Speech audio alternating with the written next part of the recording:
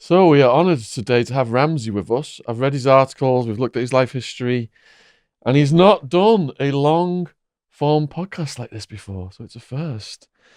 And we were discussing your story before, and James was particularly interested to know, like, how old were you? Well, thank you very much for coming on first.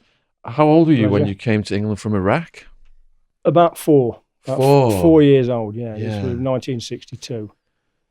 So do you So remember small. Iraq much then? No, not at all. Not at all. No.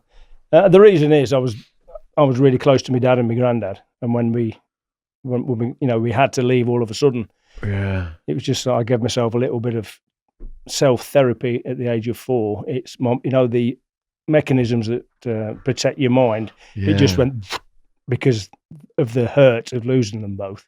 It was like bump. They both had to go off together, and it just something I Wow. did. But I never realised that. I've totally forgotten it. It wasn't till years later, having a trip, that it suddenly I became that kid again Yeah. during an acid trip. During an acid trip. Yeah. Your dad became a political prisoner. Yeah.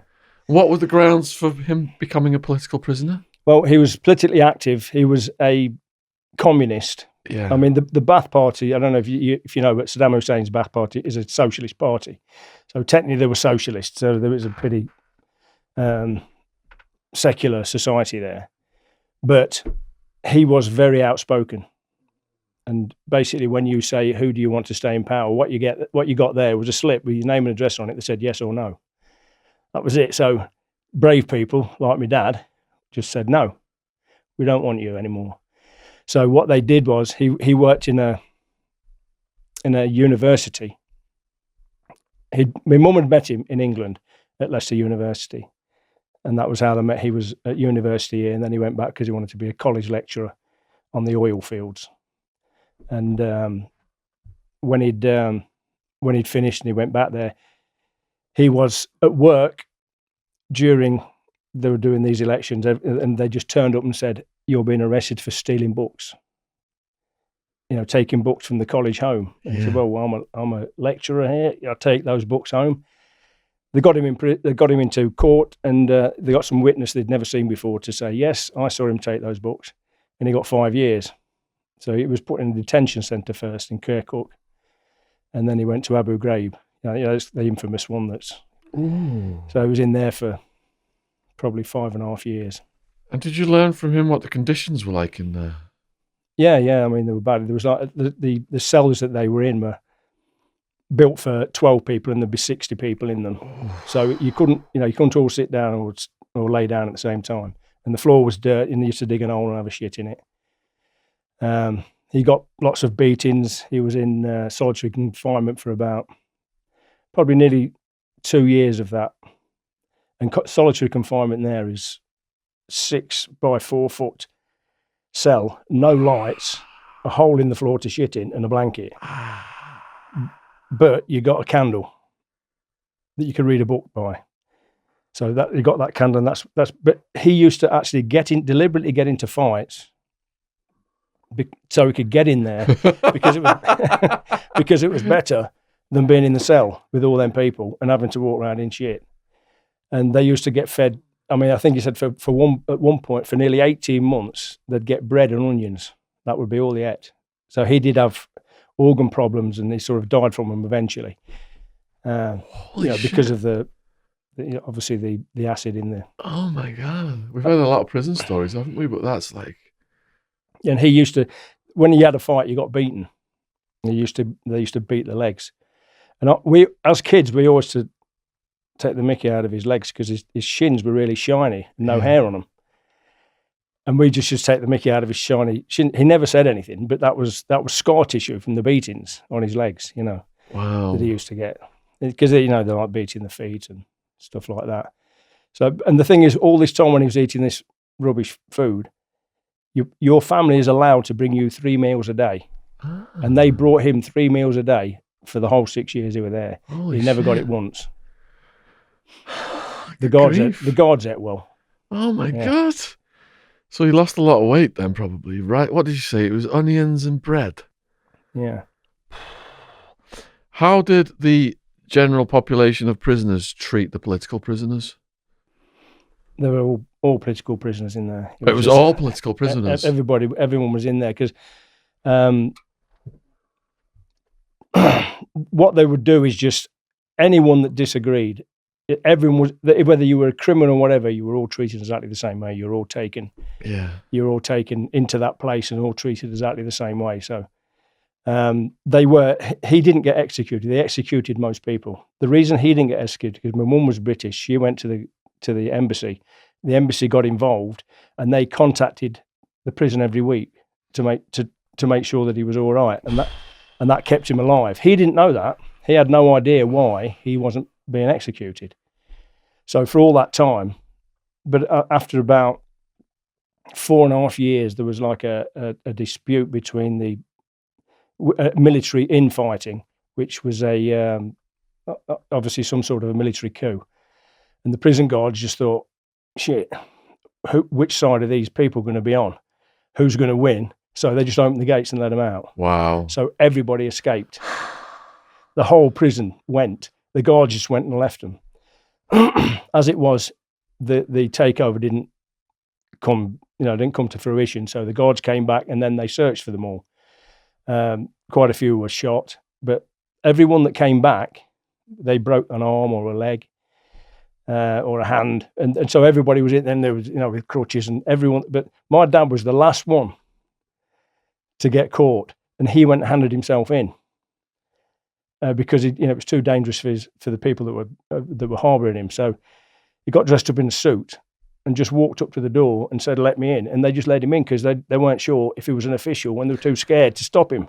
So he said he went in and walked around the prison for a bit, going where he wanted, until one of the prisoners said, "Hey, he's one of us." And the punishment they gave to my dad was they didn't do anything to him.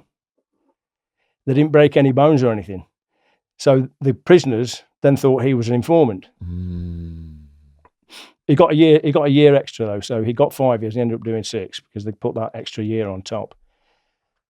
And what they did to my dad then, because they had to take him out of general population, for the last 18 months, he had to stay in the cell with the people that are going to be executed the next morning. And he was told that if they weren't alive in the morning, he was taking their place. So for 18 months, every night, that's what he had to do. My God.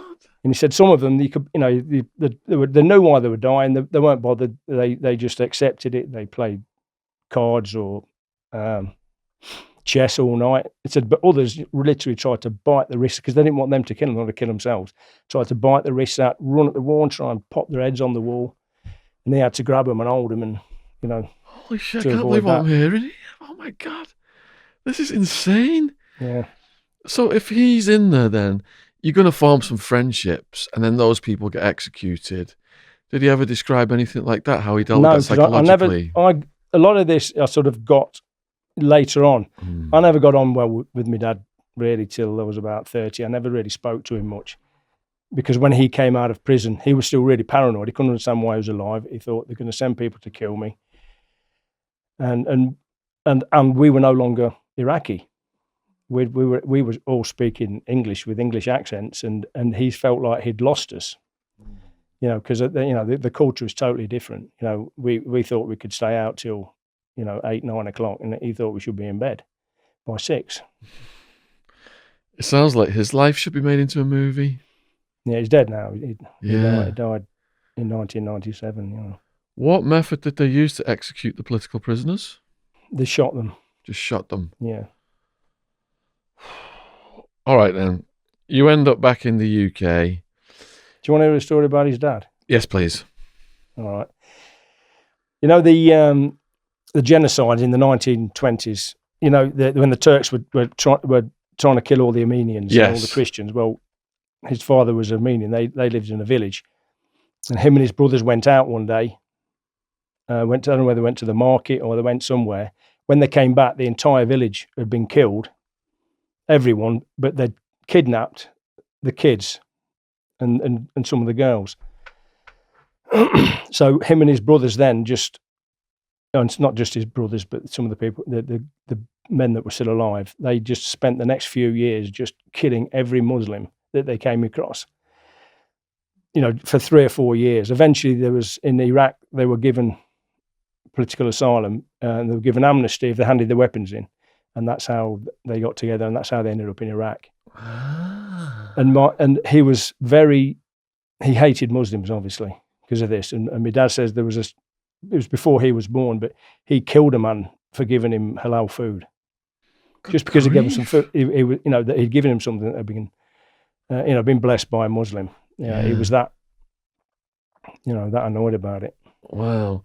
So what is your cultural background then? Like your grandparents, where were they descended from? Armenia, all Armenian. Yeah, Armenian. Okay. And there's a bit of Turkish in there as well, I would assume, because that's basically where they were, in that part of Turkey. Yeah. I was out in Turkey the other year before lockdown. It's quite nice. But also Iraqi and everything. I'm not sure. They all spoke Arabic anyway. Yeah. My dad spoke Arabic. All right. So you've been transplanted from that country, Iraq. You're 4 years old. And how are you adjusting to the UK? Well, first of all, I had to put up with my granddad, who was Scottish. And because my mum's half Scottish, half English. Yeah. And of course, as soon as my mum came back, and my granddad went, I knew it. I knew you'd be back, because obviously this is a long time ago.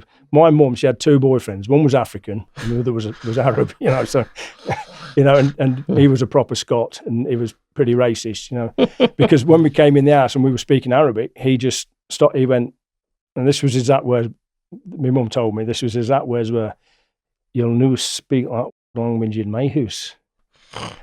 And that was it. We were not allowed to speak it, so we lost that language, which was a shame, because my mum spoke it fluently and she spoke it all her life, But that was the. Would you get censored for saying that? Saying what? Would I get censored for saying that? No, you're fine. You're fine. I'll if there's anything that goes off, we'll fix it. Don't worry. What about school then? How did you fit in school? At school at first, I did get. I looked pretty English, but the thing is, my granddad worked for the Leicester Mercury, so there was always articles about my dad in there, and my dad's name is Abdulahad, which is just Abdul. Everyone said Abdul. Now, in those days, anybody that came from the Middle East or from India, people would just call him Abdul. So it was the worst possible name you could have as well. So I'll just get things like, where do you park your camel? You've got camel shit on your shoes. Did you come to school on a magic carpet? And the normal stuff that kids get. What years was that approximately when you were in school? This is when I was between the ages of 6 and 9. Like the 70s? Yeah, it was the late 60s. Okay. Late 60s, 70s, yeah. So racism was rife. Yes, but nobody saw it as racism, because I didn't see it as any more personal to me than the fat girl that got abused, and the ginger kid, the spotty kid, the smelly kid, the poor kid. But I do remember specifically the gypsy lads. Wow, those kids, they got some stick. It seemed like everybody hated them, the teachers. And it's funny, because the story is there's a lad, one of the lads, he broke into the school. I think it was about only 9 or 10. He broke into the school, and they had caretakers. The caretaker chased him, and he couldn't find him. He'd got up on a ledge where they had great big massive plant pots, and he just pushed one off. This young lad just pushed it. Obviously, that's when he got expelled from the school. He pushed it and nearly killed the caretaker. He ended up in hospital. Fractured his skull. Wow. How did you slip into criminality then? I just hung around with older kids who, first of all, shoplifting and, nicking people's possessions, and it just slowly progressed from there. And I just, it just got slightly worse. And then as I got to a teenager, I was doing more serious things.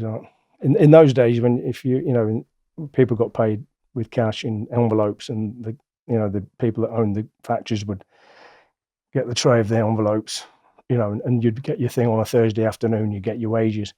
And from being very, very young, I'd sneak out on and punch them, grab an handful of wage packets, and then just run off onto my bike and bike off. So some people get into these crimes because of financial necessity. Some are adrenaline junkies, excitement. Yeah. How would you describe yourself at that age? Well, I had all of those things, really. All of them. I had no money. Yeah. It was very exciting. And I was greedy. Yeah. I just wanted stuff for nothing. I think what had happened when I told you about when I'd sort of like switched my mind off, switched my emotions off, that had switched other emotions off as well. It had made me, it had taken away my conscience about things. And it's only as I now older, I can look back and see that there were things that happened to me that caused me to have not much of a conscience about things. I wasn't cruel, but I didn't think about anyone else's feelings. If I wanted something, I just took it. So, I'm not making any excuses. My mum loved me, she let me know all the time. So I had a good childhood. You became obsessed with Bruce Lee and karate. Us? Yes. So, us. Yeah. So, did you start training at that young age? I started training when I was about 12. I started doing a bit of weight training because I knew Bruce Lee did it, and I started doing karate. I mean, I didn't really know the difference between kung fu and karate. I started a karate school, and I did that for a couple of years, and I was training and entered a couple of competitions and that as well. And then one day when I was 14, I was in a newsagent's with my friend. Sorry, my hands are disturbing you now. No, you're fine. We like gesticulation in here. And on the top shelf, you used to put all the wank mags on the top shelf. And there was a bodybuilding magazine. Yeah. They used to put our first time, I just looked up and I'd never seen a bodybuilding magazine. And it was a French bodybuilder and his wife, Serge Nabray. He was Mr. World, she was Mrs. World, and he was doing a pose like, I've still got that magazine, 1972. You still got it? I've still got it, yeah. Still got that mag at home. The actual V1. Wow. And then I opened it up, and I was with Steve, and I opened it up, and there's Arnold Schwarzenegger in there.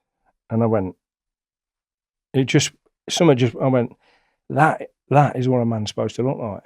That's what, nature intended. Men are supposed to look like that. And I just said, I want to look like that, but I want to fight like Bruce Lee. I ended up looking like Bruce Lee and fighting like Arnold Schwarzenegger, but, at least I tried. And you managed to meet Schwarzenegger twice? Yeah. What happened there? Well, the first time I went to a seminar in Nottingham, and the seminars weren't massive. They weren't, it wasn't that famous, even though I think it was really early 80s, but I don't think he wasn't that famous then, so it was, I think it only cost 20 quid to have an after dinner meal. Oh, wow. And there was a long table, and literally I was sat here and Arnold Schwarzenegger was sat there. And we had a talk for a bit, but the first thing, when I come back to the table, my ex-wife was still sitting there, and she when I sat down, she went, I've told him that you can take all the pictures of him down now you've seen him in real life, which was pretty embarrassing. And what was he like in person? Great, really funny, because when she said that, he just said, yeah, take them down, rip them up, throw them in the bin. And it was just like he is in real life, just really funny and laugh. I can remember thinking that his head looked so big. His hands, he was a big guy naturally, a big bone guy. You've got big hands, I noticed that right away. Not really, I spread them out. I've hammered them this morning to make them look big. So you had bigger hands than yours? Oh yeah, I mean, my hands aren't big. I mean, I'm only a small guy, really. You know what I mean? I'm just average, just average. There are some people shorter than me. I know. I know. What made you about them? What made you contemplate going into the army? I wanted to go in the Navy, really, because I just wanted to see the world. But what happened was, my mum and dad are registered communists, and if you're a communist, then you had to be registered. So, and because of that, I couldn't get in the Navy, but I could get in the army. And I sort of, I went through everything. I was going to join. We're literally just about to join, me and one of my friends. And I just, at the last minute, no, it's going to mess my training up. But obviously, if I'd known anything about special forces, I could do now, because no one had heard of any of that then. If I would have definitely gone in, because I was fit as hell and I could have done that sort of thing. That would have been great, but I didn't. I just thought it'd mess my training up. It's one of that. But life would have been completely different. I think if I'd done that, I wouldn't have been such a plastic gangster. And university is another option. Did you think about university? Well, my dad wanted me to go to university, so I decided to go to do a building construction course. Hated it, but while I was there, at dinner times, I used to go to this gym called Brad Allen's gym, which belonged to a guy who was a kung fu master, Pete, his name was. And when I was training there, I got talking to him, and I used to spar with some of his lads. And I used to do, because I'm quite strong, and that I sort of used to get the better of them. And then one day he just he weren't happy with it, and he said, "Come on, let's do spar with us. We just punched the body." And he was trying to drop me with body, but he couldn't, because that's one thing my karate instructor used to do. I could take all of the air out of my body, so they could just kick me hard as they wanted, and it would just knock me over. So what he did was he just stamped on my foot and just punched me in the throat, and then just smacked me straight and literally broke the bone in my chest. Ooh. And just went, not bad for an old one. I mean, he was only about 35, he was about 6'4" and 18 stone, but he ended up, until he died, we were great mates.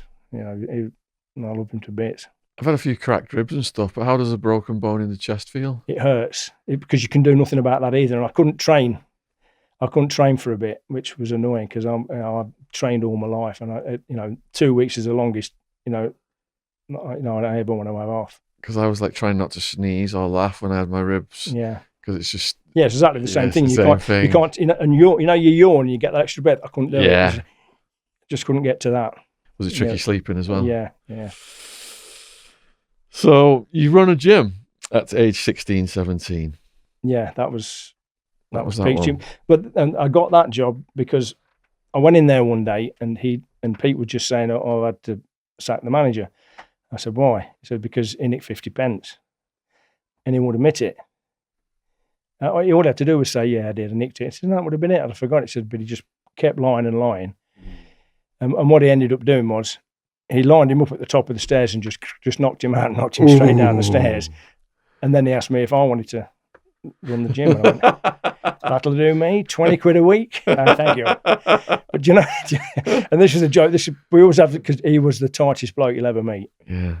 This was one joke. It was like, we've got a special deal on. Pete's got a special deal on. Buy one, actually get one. And he used to toss me for my wages. Get them or not, that were it. Wasn't double or quits. And then one day, he found out I'd nicked some money. Because every time he'd done that 20 quid off me, I'm going to nick that 20 quid back. And he rang me up one day and said, "Ramzy, somebody's paid 20 quid and I just can't find it anywhere. Do you know what's happened to it?" I said, "Yeah, I nicked it. I've had it." And he went, "What do you mean you've had it?" I said, "I've fucking had it," and started laughing. And he went, "Fucking hell." He said, "No one has ever stolen off me and laughed at me before." And we ended up, we were really good friends, you know what I mean? Yeah. So he sort of, the fact that I just admitted it and laughed, that I got away with it. Yeah. Was the fraud arrest your first arrest with the police, or did you have arrests before that? Yeah, when I was 12, I did a burgle day. Yeah, what was it? The Boys Brigade Club, and I nicked a crate of Vimto, a box of bar sixes, and a suitcase record player with one of my mates. But some girl had seen us do it. So she'd told the police. They'd gone round to my pal's house. Now, he'd had a bit, his brothers, he'd got older brothers, so he knew about the police. He'd say nothing. I'd never been confronted by the police before in that way. Only being brought home for nicking somebody's bike from school, after getting clipped around the ear. So they've said, "We know you've done it," because we've been round to Keith's and he's told us. He's told us all about it. You carried he had the bottle of Vimto, you had the bar sixes. I thought, well, no one else would know that except him. I fucking can't believe that bastard's grassed me up. Of course, grassed myself up, didn't So I've got 3 years probation. I think, 3 years probation at age 12. Yeah. Wow. Went to the Black Mountains, though. We had some nice holidays, a couple of nice holidays. You used to pay £3. The probation would take you to the Black Mountains in Wales, camping. Oh, it's beautiful. Yeah, I love the Welsh mountains. Yeah, I've been to some retreats up there. In the Slate. Yeah. Was the next police trouble the fraud, or was there more before that? The first prison sentence was fraud. When I first started working the clubs, you'd find credit cards about and stuff, and in them days, it was just one of those things. There was no electronic stuff. They just clicked it like that, and if they wanted to ring up, they could just ring up and check up. So if anything you had over, if you up to £25, there was no checking. It was guaranteed to pay. So I used to get them cards and to go to London and go in every shop. I take orders first, and I go in every shop up Oxford Street and then up Kensington High Street as well. And I had somebody with me that was my donkey that carry all my stuff. And then to finish it off, I'd go into a record shop because I was mad for my records. I was matching jazz funk. I loved it. I listened to that from probably 12 years old as well. And I'd go into a shop and say, I'd get £100 worth of LPs and go, and they go, oh yeah, we'll have to check up. Of course, they'd have bagged it and all before. I'd made sure they were all bagged. The moment they turned around and went round the back, because they used to do the call up round, I just grabbed the bag and ran out the thing, ran out the front door. So that's what I used to do, as my spare time. How did you get busted? I used one, shit on my own doorstep. I used one that I'd been told had not been reported. So I thought, I can go a bit better. I went to spend £50 somewhere and get a stereo or something. And then it was taking a long time, and I realised this has been reported, and they sent a cop around. I managed to get out the shop, but they saw me just going around the corner, and I got nicked, and I got 18 months. I think it was 18 months for that. What was that like? I mean, now they won't even bother nicking you for £50. Yeah. What was it like going in the prison for the first time? I went into Welford Road. It was a shock because that's a proper Victorian prison. And then there was no, you didn't have toilets. It was slop out, and the windows were really high, and there was no glass in them. So the rain came in, and it was with 3 people, and you could smoke. So I didn't smoke, and there was 2 people in there that were smokers. And but after a few weeks, you sort of just get used to it. I was doing cell workouts, press ups, and stuff, and then I got the opportunity to go to a DCAT Nick. And when they came in and said, do you want to go? I've said, not really. I've settled in it. And the 2 lads went, fucking, you get your fucking arse up there. So that's a DCAT Nick, open Nick. You get up there. And it was a good Nick to be in. How different was it? Well, totally different, because it was dorms, and they had baths. You could have showers, and there was a big playing field, and there was lots of work to do as well. There was lots of education, and you could learn how to bricklay and do electrics and the stuff that you actually use in real life, Were you making criminal connections in there, or were you thinking you're going to go on the straight and narrow when you got out? No, I didn't even. No, and I did actually meet someone who I'm still friends with now in there. It was a bit of a local bod, but it wasn't the sort of place you meet. I didn't really think about that, to be honest with you. Making criminal connections with people. It's that there were enough of them outside. You didn't need to make any in prison. Yeah. And you'd already done an armed robbery at 17. Yeah, my first armed robbery. Yeah. One of the guys that used to train at the gym, Pete's gym. I used to see him, and when I was working at a club, and he'd come in and he'd spend £40, £50 every day. Which was a lot of money in the 70s. Yeah. And he never worked because we were always at the gym. And I said to him, how come? What do you do? Where do you get your money from? He went, I'm a professional criminal. He said, what do you do? I said, I do blags, armed blags. Why do you want to do one? I said, yeah. And he had this job going. We went and cased it, and it was like a wages, when people used to take the wages, collect all the wages. No, actually, it wasn't wages. Sorry, it was collections from a haulage company. He used to go and collect the money himself, and take it to his factory, and then they used to go to the night safe. So we've got there. In front of it, there's a great big area that hadn't been built on yet, with all bushes and that, and we just sort of laid in them. until they came out. They always came out at this particular time with the case. This is where I learned that, a stocking. If you've got a stocking on your face and there's a light pointing at you, you can't see out. You can't see a thing. It's like just glare. And so, I've pulled it down and I can't see anything. So I've had to rip holes in the eyes. These guys have come out, and I've jumped to get up, and he's grabbed me and pulled me down and said, "No, they ain't got the case with them. Somebody else must have took it. We'd sort of just mistimed it." But the fact that I just jumped up to do it told him that I'd got the bottle to do it.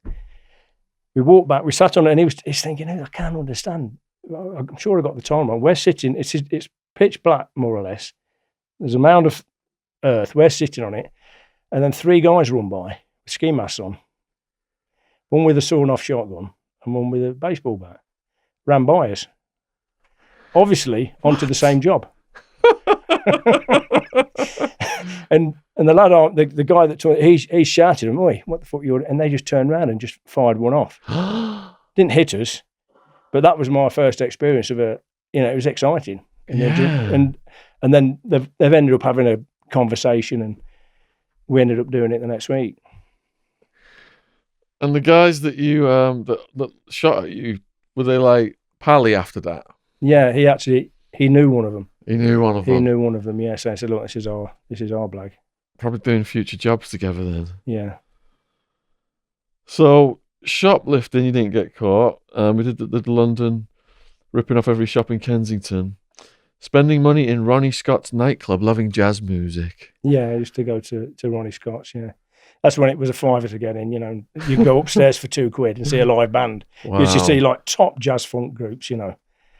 You'd see the Fatback Band and, people like that. Just real top American jazz funk groups, and you'd say a couple of quid to get in.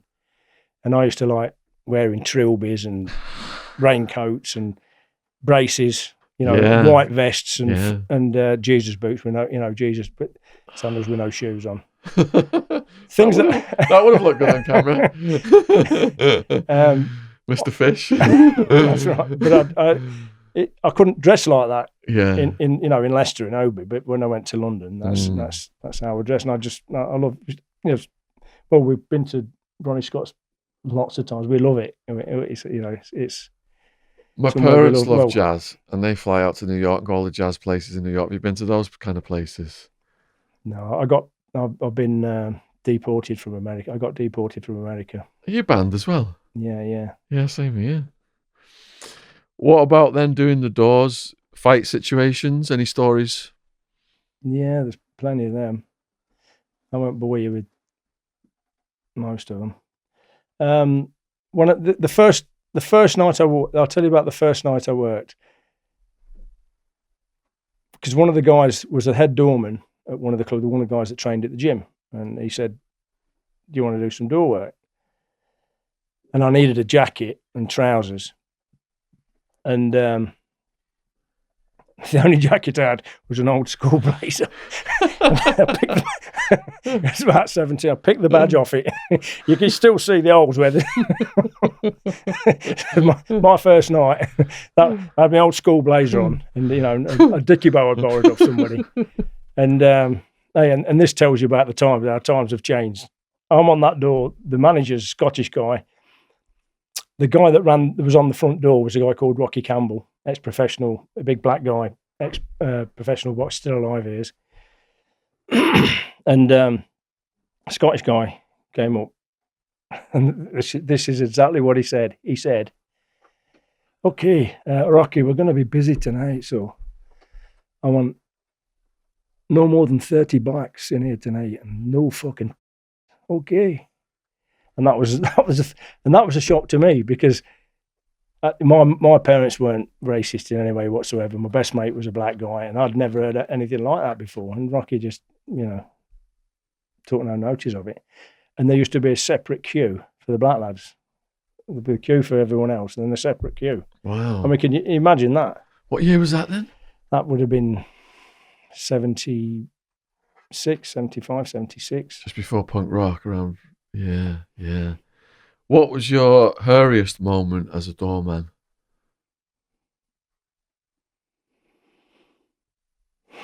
He was a doorman. Yeah.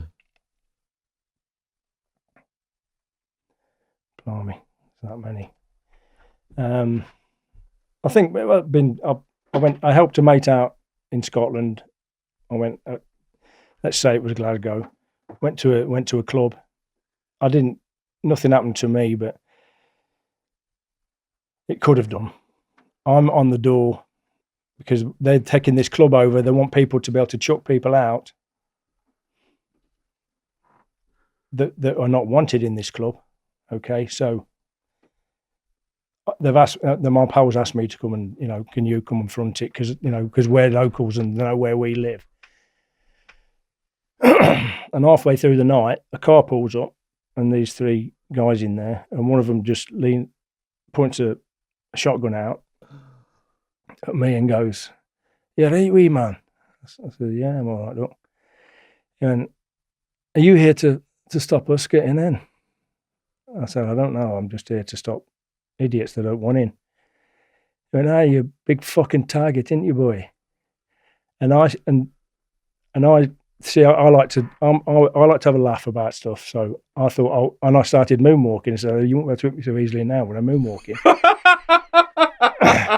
I mean, he did. The guy did laugh, but he shot the gun, boom, and I've thought he shot, because obviously the lads were behind me. The other guys. I thought he shot one of the guys. I've turned round.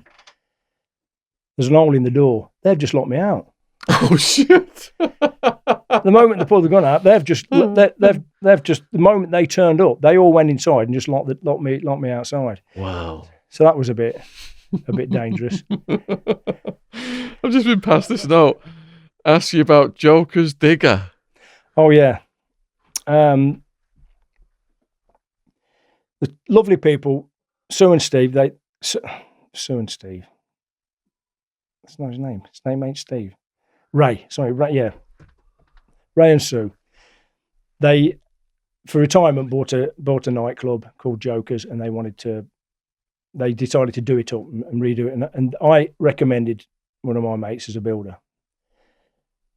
So this is why the whole night was so bloody embarrassing, because I'd recommended these builders, and you know what builders are like. 2 minutes before they've got to open up their opening night, they'd only just finished, but the spiral staircase between the two floors hadn't arrived. So we had to open the back door and the fire doors, and people had to get to the top floor upstairs. They had to go up and down. So I'm not in a good mood about that. And this guy, the pub is actually called the Bricklayers Arms across the way. The builders are all gone in there and had a booze. The lad, they'd gone home, got dressed, and come in. Obviously they could all. This guy, this Geordie, decided he ain't going to get changed. He just walked across, covered in shit, pissed up, and said, "Get out of the way. I'm coming in." And I said, "I'm afraid you're quite welcome to come in, Doc, but just go home and get yourself changed." And he looked at me and went, "I built this fucking place. I'm coming back. If you don't let me in, I'm going to come back. I'm going to come straight through the front door in a forklift." I thought, what? I'm thinking, the forklifts that you got in supermarkets. Yeah. It's going to be in a soup. And I said something like, "I won't let you in because I've already got 15 in there. But if you bring a wheelbarrow, I'll let you in with that." Just had a laugh with him. About 15 minutes later, somebody said, "Hey, there's somebody in a massive industrial forklift coming the wrong way down a one-way road." Because it was one way, and he was and I went, "There he fucking is." And he's coming, spinning around, and he spins around in front of me, and he goes, "Can I fucking come in now?" And I looked at him, and I said, "No, mate, your shoes are too big." And he's just suddenly bounced forward, like, "You fucking," and he's bounced forward, but I don't think he meant to go so far. He's like clipped, because it was all glass, the front was all glass, and it's just shattered. The whole thing's just dropped. Fuck. And he's obviously thought, "Fuck it, I'm going in." And the place is rammed. If he'd got in, he'd killed people. And he just put his foot down, but lucky the top of the fork run only just caught it, and he's going, "Aah." But when he came in, the front fork hit me straight in the shin. Oh!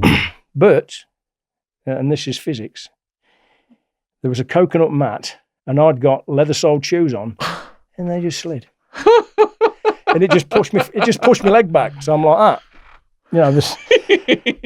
And then he's revving and revving. So I've jumped up, grabbed, pulled him down, bump, hooked him, knocked him out, dropped him on the floor, and like I am angry. So I've stamped on his head a few times, like it's on fire. There's people screaming and shouting, but he would have killed people because it was absolutely rammed. If he'd got in there would have been dead people. So basically, I've saved him a lot of hassle. When the police come, there's people trying to get the police to nick me. Oh, bastards. But he did look in a mess. He looked like a Picasso-esque interpretation of the Elephant Man. So he was in a bad way. You should have got a medal though for that. Yeah, and they did. I mean, the police did come back and say, "Oh, if we get enough, witnesses, enough evidence, we might have to nick you." I didn't make because I would point blank refuse to make any witness statements against anyone. I couldn't care less if they've shot my leg off. I ain't going to be responsible for putting someone in prison. I'll get them back my own way if I have to, if I want to. Yeah.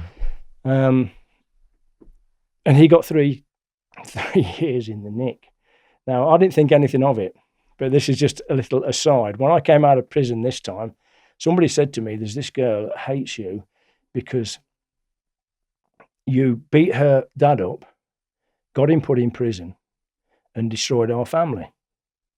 And she hates you." And I said, "Who? I ain't got nobody put in the nick." And he said, and then he said this Geordie guy and told me what it was. So all those years later, 20 odd years later, his daughter, in her mind, I destroyed her family. And she hated me for that. Wow. I don't know who it is. I didn't ask, but I just thought, blimey, how things go on and how things are remembered. Yeah. So in their family, it was just, I beat him up and got him nicked for nothing, basically. But I actually, if I hadn't done what I did, he'd have killed people. Yeah. Wow. But I've had, sort of more closer shaves than that, but not to do with the doors. What was the closest shave? I was dealing in drugs, and it was only cannabis with this guy, and I wanted to pick, I don't know how much, 3-4 kilo up or something, and he said, "Can you go and pick it up off some pals of mine?" I'll say it was in Birmingham. Well, it wasn't Birmingham, but I said, "Okay, do I know them?" And he went, "No, you don't know them, but they're all right. Thought, okay. So I pulled up at the place where he told me, and there's 2 young black lads looking shifty as hell, and one of them comes over and said, "Ramzy," and I'm angry because I thought, he shouldn't know my name. So what's this idiot knowing my name for? And he's speaking in a fake Jamaican accent, which made me even madder. And I said, "Yeah, that's right. So what's your name?" And he said, "Do diddly do squat do," some silly street name nonsense, which made me even angrier. And I said, "No, what's your real name?" He says, "That will do. That's all you need to know." So I said, "I'll tell you what, mate. I'm going to go now because I don't deal with people who haven't got the manners to tell me the name when they know mine. So I'll see you later, mate." Now I'd got a wallet, didn't have any money in it. It was a wallet on the side. He went to grab it. But the moment I'd seen them, I'd got a knife in the car with a real nice sharp blade, and I had it just here. So when he went for that thing, I've just stabbed him straight through his arm. And it's gone through his arm here, and he's gone, and it's sharp, it's gone like that, and it's just gone straight through there, and his arm's just gaped open like that. And they're just like blood spraying everywhere. And then at the corner of my eye, I've seen this kid come running out with a machine pistol, and he's just gone as quick as that. But in my mind, it's like, like the Matrix. I'm sure I could see all the, and I'm just waiting for something to hit me. The dash exploded and everything all around me.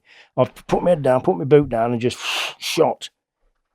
I don't know how I managed, because I weren't looking, but I managed not to hit anything until I got up the road, and I drove and got into the fields, pulled the car up, and then the adrenaline I started laughing about it. When I took the car, he says there's 16 bullet holes in that car. Jesus. So he must have emptied the whole mag. He must have had it on. It was a machine pistol, so it must have been on fully auto, because it went, and there was 15. Just pure luck. That was the closest shave. Was there any comeback on that? Yeah, but I can't talk about it. Any other similar close shave stories you got? That was brilliant, that one. Yeah. We were in a nightclub in Coventry, doing a rave because I got involved in the raves and stuff, and we're doing a sort of an all night thing, and some these are Coventry. I don't know if you know Coventry lads. They stick together. I mean, they're fucking nuisance, but they're really loyal to each other. If one's in a fight, they're all in a fight.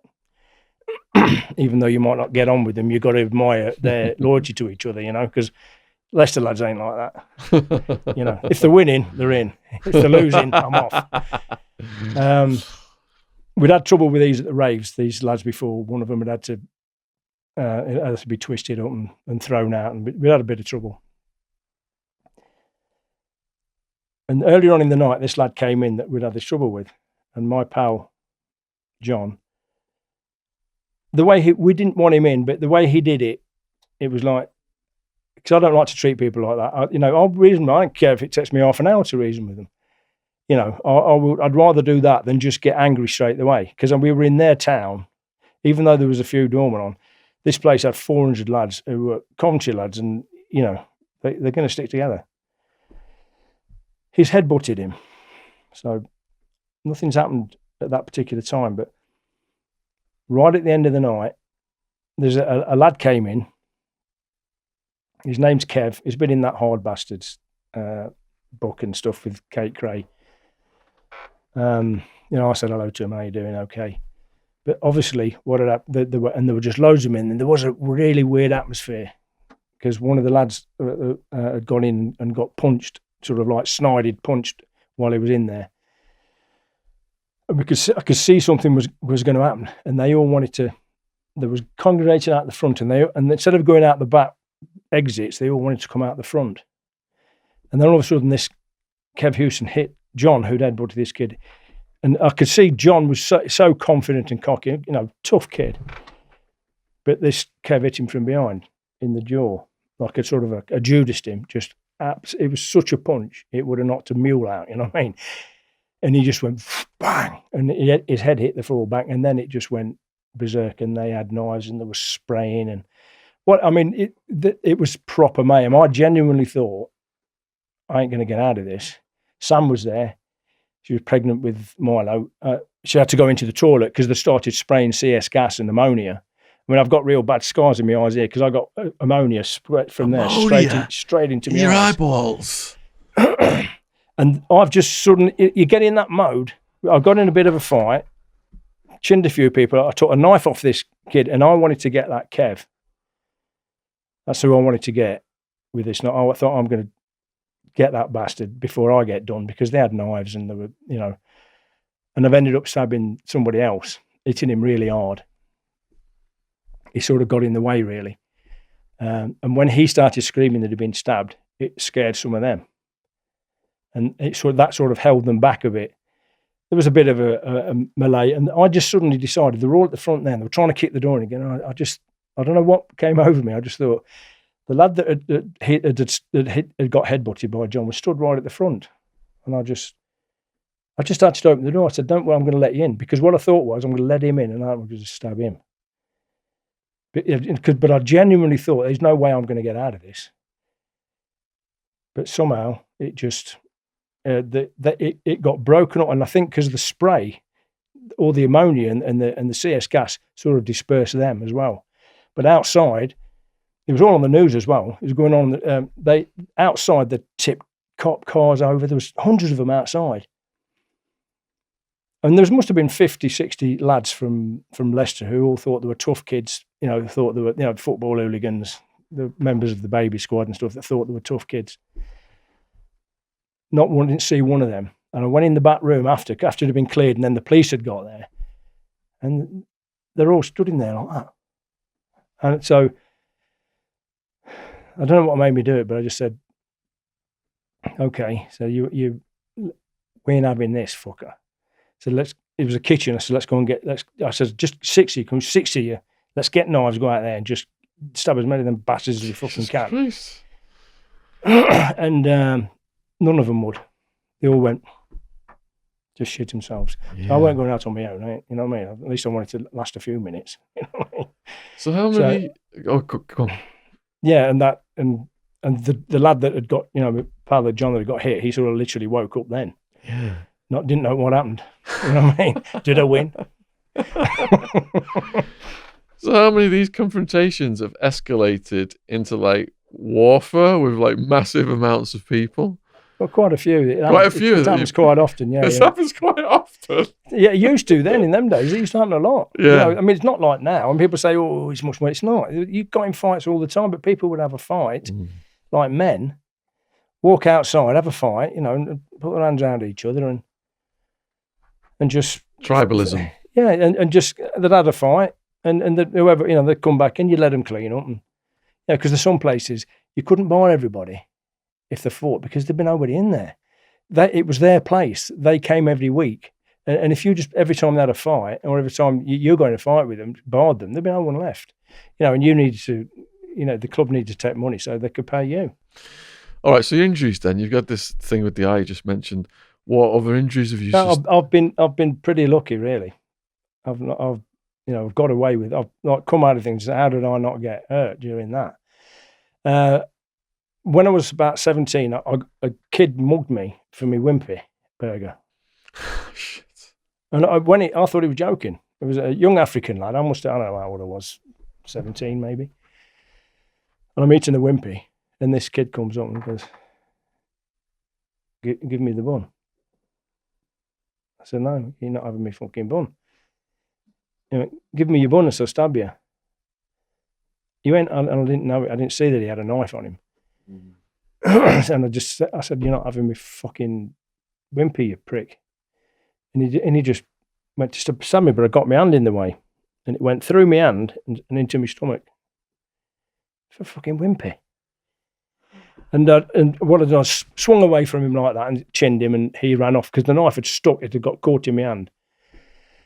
And I just thought, shit, what if I'd had a steak sandwich? Well, you know what I mean? It'd have just double tapped me in the head, wouldn't it? From bump, So fucking Wimpy. Must have been bloody hungry. Yeah, I mean, that was a really fucking surreal thing, Yeah. Just to say it, you tried to mug me for my Wimpy. So how did it escalate then from going into the drug dealing scene from robberies? Well, it just sort of all happened because when you're in that world, it's what you do. I mean, a lot of people didn't realise that I was involved in doing armed robberies and things. Does that mean you left the armed robbery stuff behind once you got into the drugs?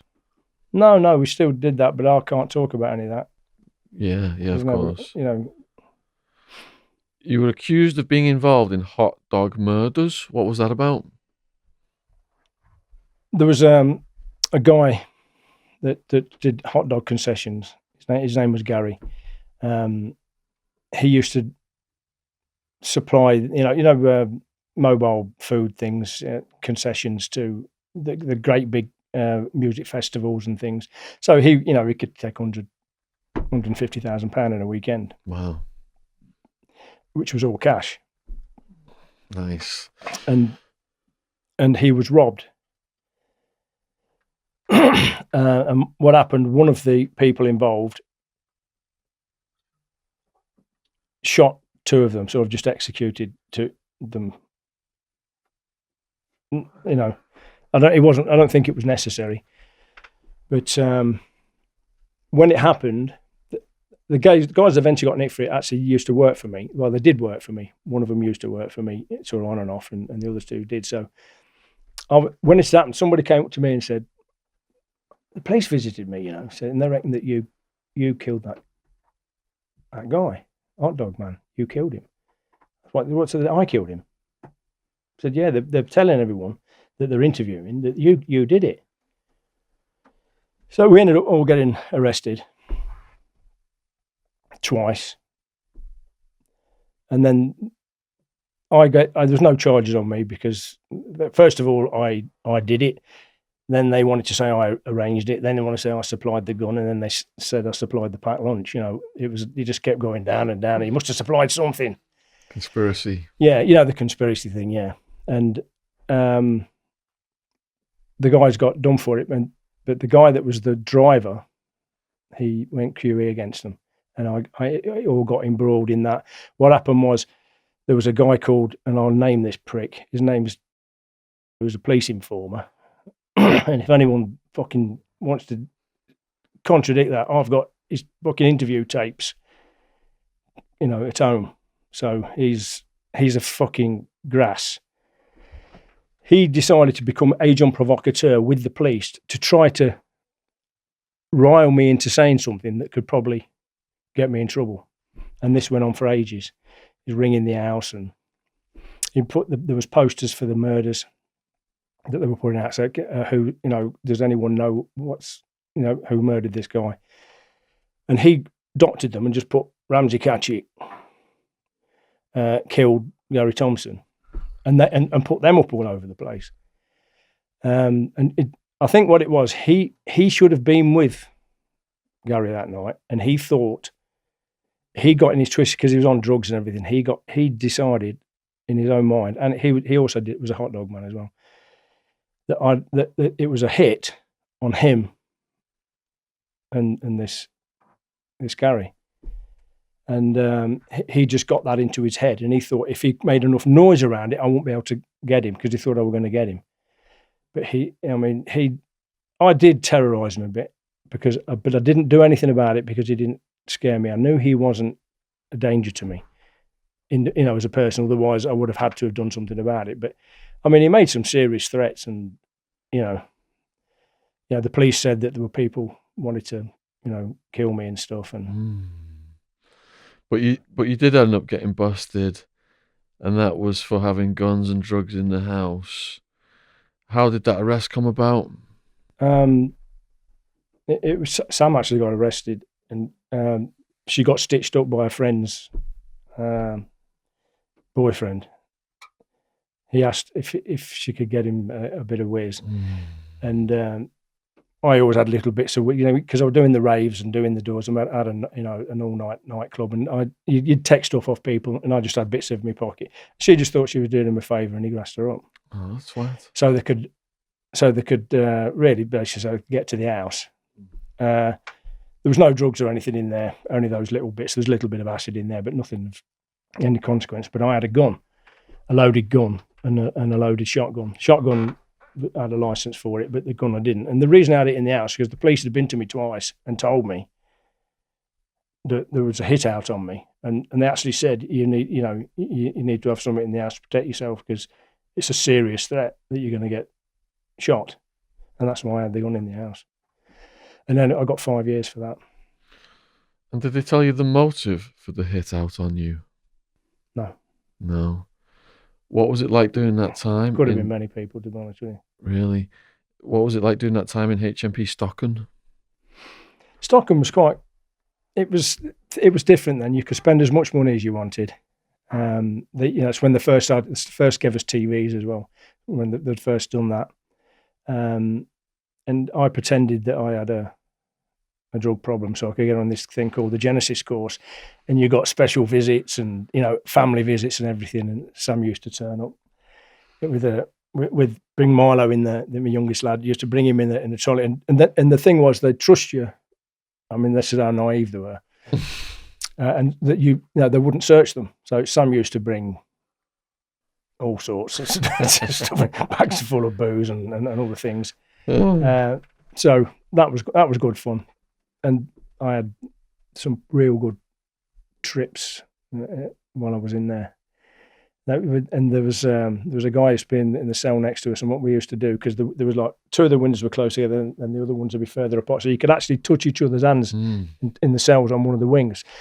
Past things. And we got a stereo that you could plug headphones in and a mic, and I got him one as well. And what we used to do is we'd plug them in, so I'd have headphones into his, and he'd have headphones into mine, and we'd talk. We'd know all night. We'd have a trip, get totally off our heads, and just put the headphones on, and it'd be like you're talking to yourself. It'd be a real weird, surreal thing, and you'd become really honest. You know what I mean? And he was like pretty mental, this kid, and he'd had a really abusive childhood, and he used to get really. It was like a therapy session for him, That was good fun. I mean, the thing is, you would not do that in normal life. Do you know what I mean? Where would you, in any other circumstance, put headphones and a microphone and talk to somebody or not off your head? You just wouldn't do it.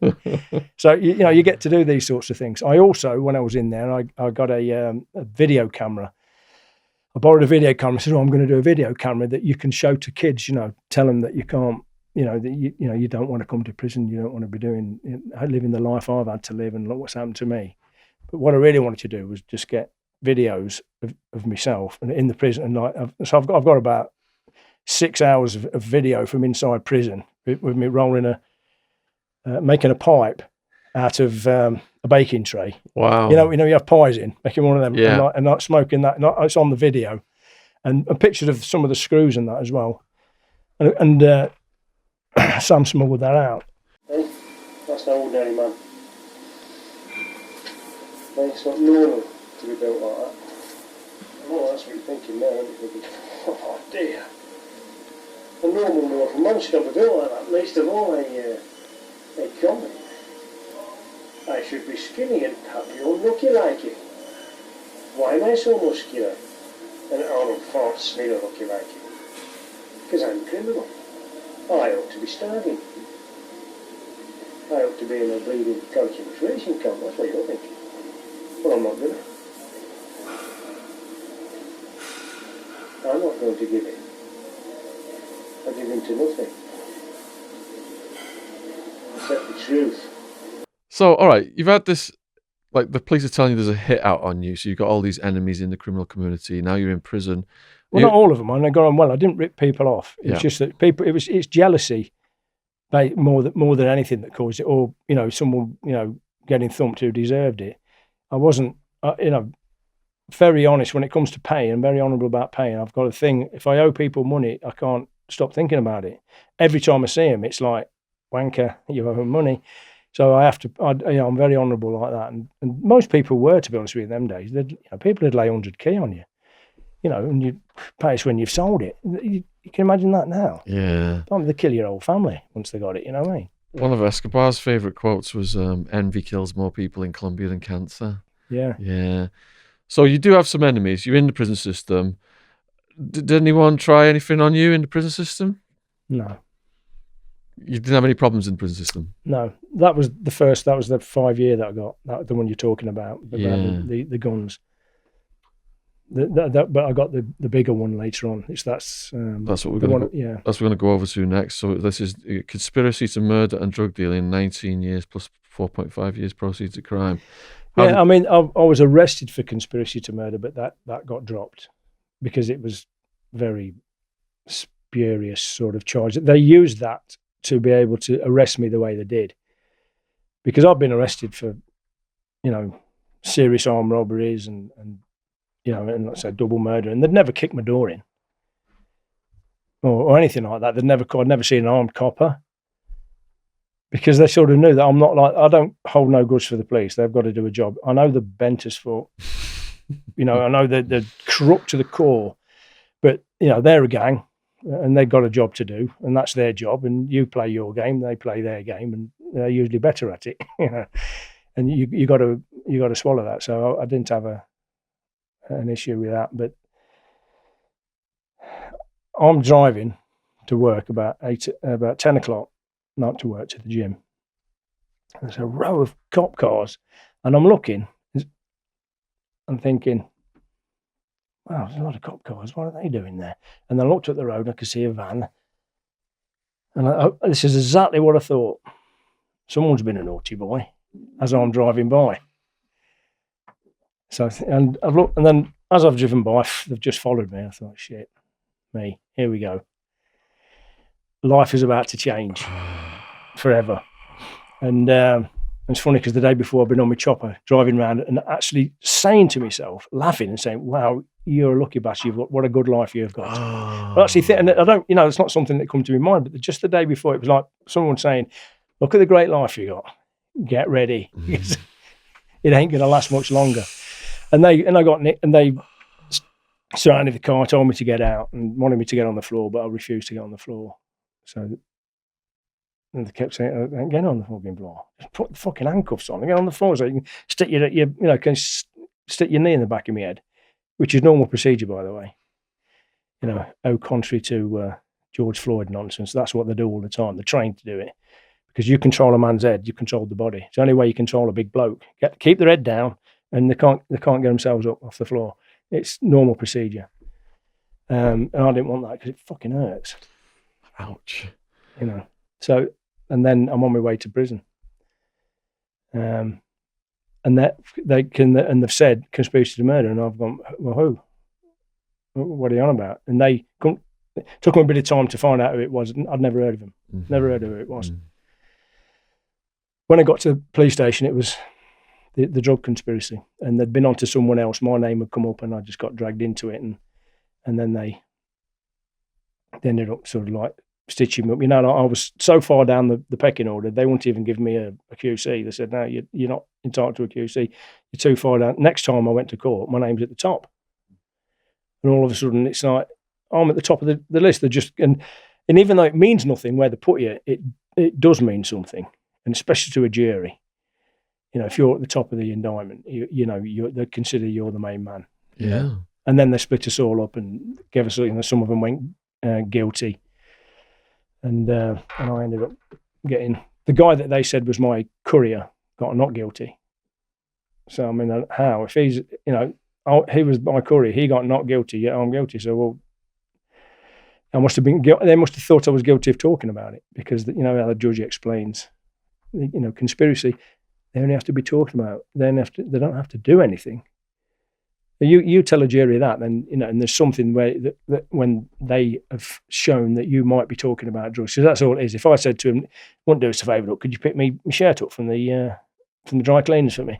They'll have an expert that says, "This is a well-known phrase in Leicester. This means pick me up 10 kilos of cocaine." When they say pick my shirt up. That you know what they're like. That's what they do. And when you're in front of a jury, you're in court. By definition, you've been caught. And the reasonable doubt doesn't mean anything. It is, well, the police wouldn't, whether there's evidence or not against him, the police wouldn't waste the time if they didn't know something that we don't, which is what they always like them to think. Which is why they don't use the phone calls in this country, because they love conspiracy. Because it's the only thing, because on me, if they haven't been a conspiracy charge, they're going to charge me anything.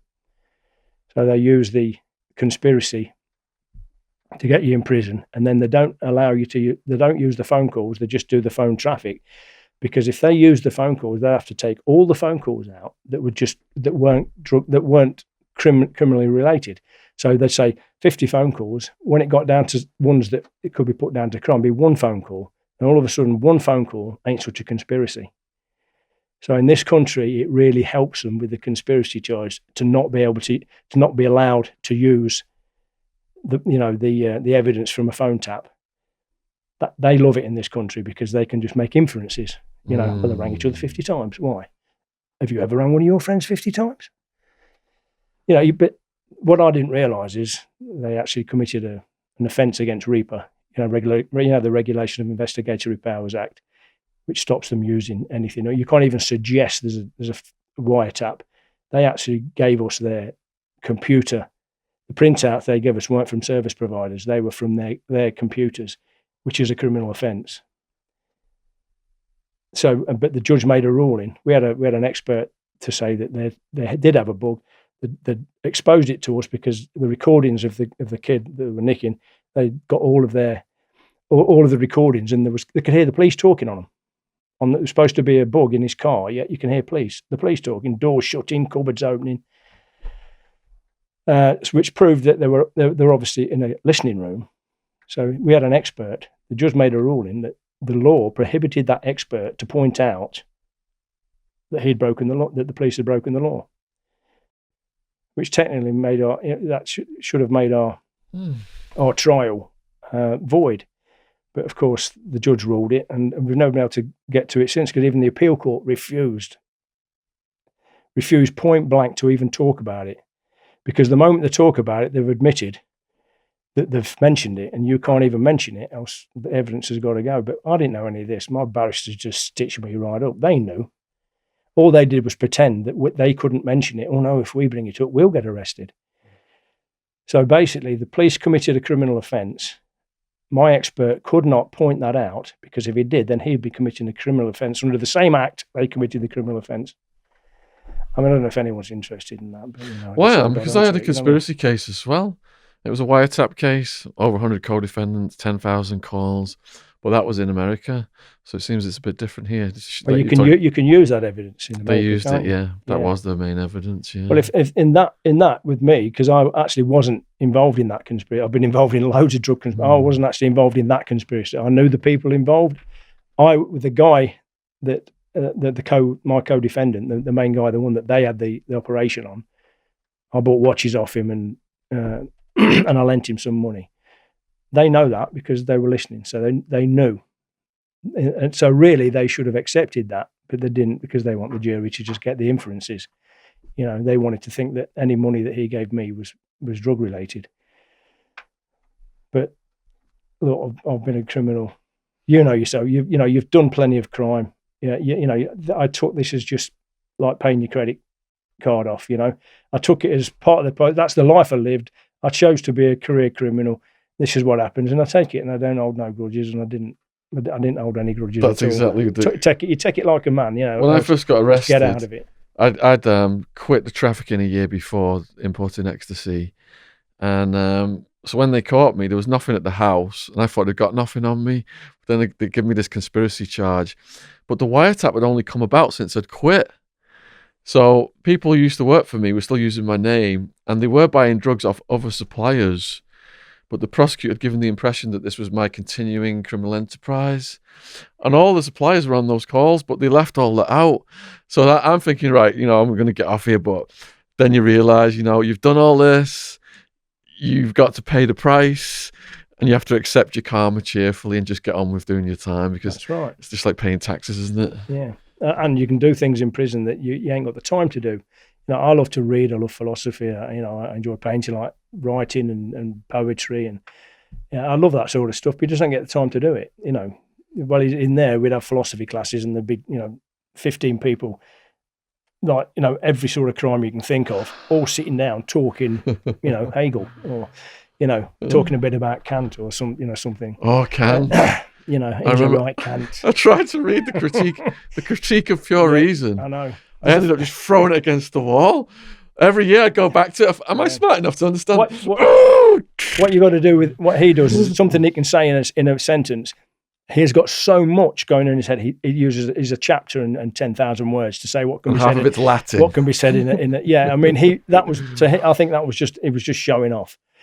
But but there are some snippets in there that are just absolutely fantastic. But it's like, I enjoy physics. I really enjoy the philosophy of physics. I don't understand the language of it, the mathematics, but the philosophy of it is just really, really intriguing to me.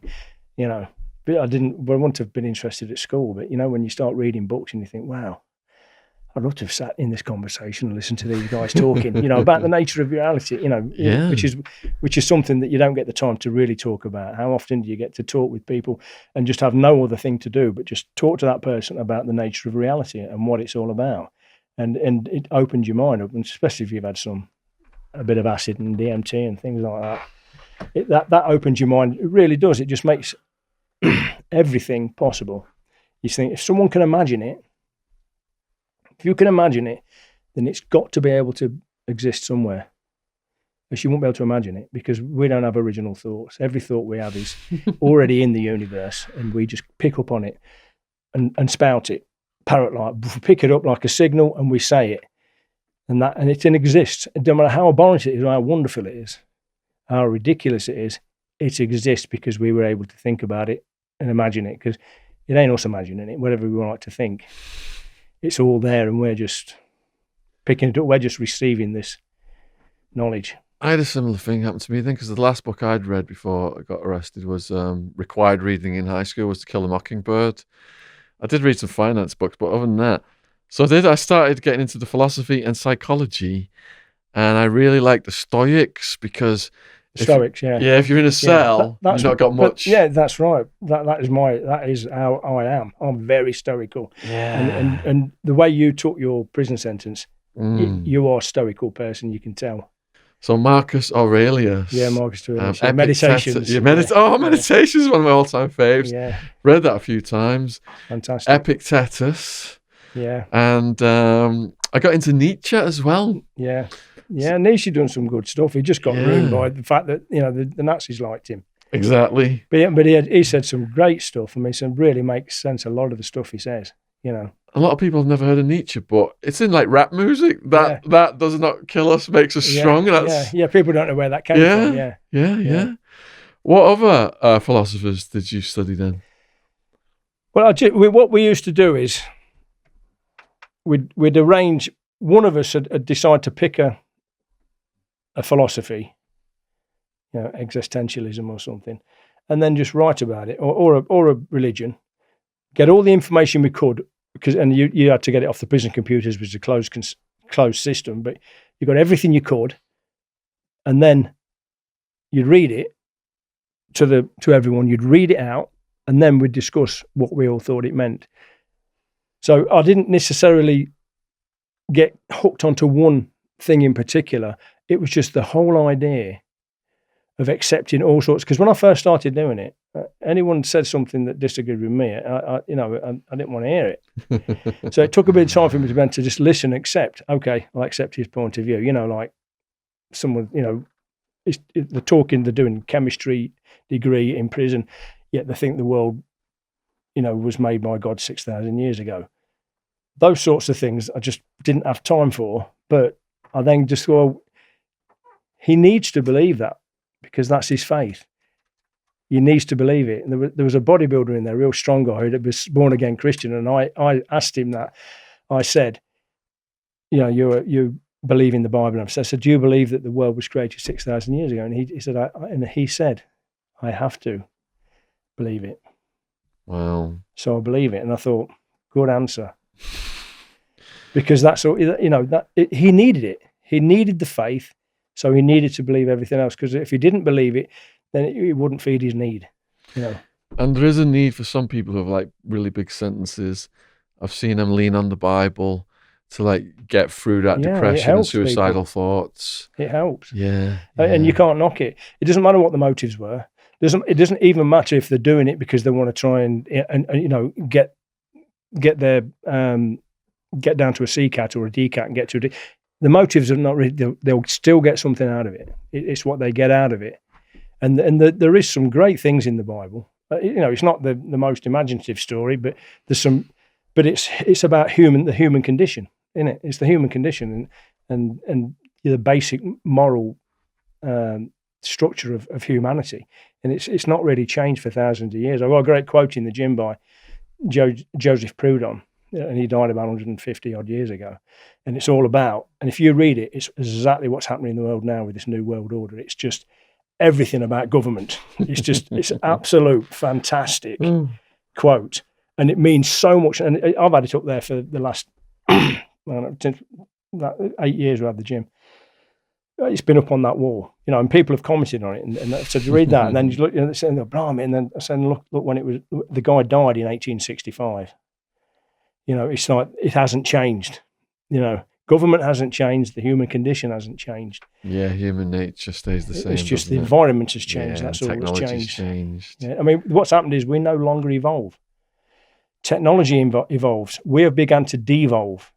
I mean, look at kids. You ask them something, they Google it. You can ask them the same question, the next day have to Google it again. They don't know anyone's phone number. We used to know hundreds and hundreds. I remember that. Yeah. At school, we knew. I'll ring you on. We knew the phone number of all the phone boxes within a 10-mile radius, and we knew from the last 3 figures. And we'd say, "I'll ring you at 2:00 on 352." That you knew all the numbers.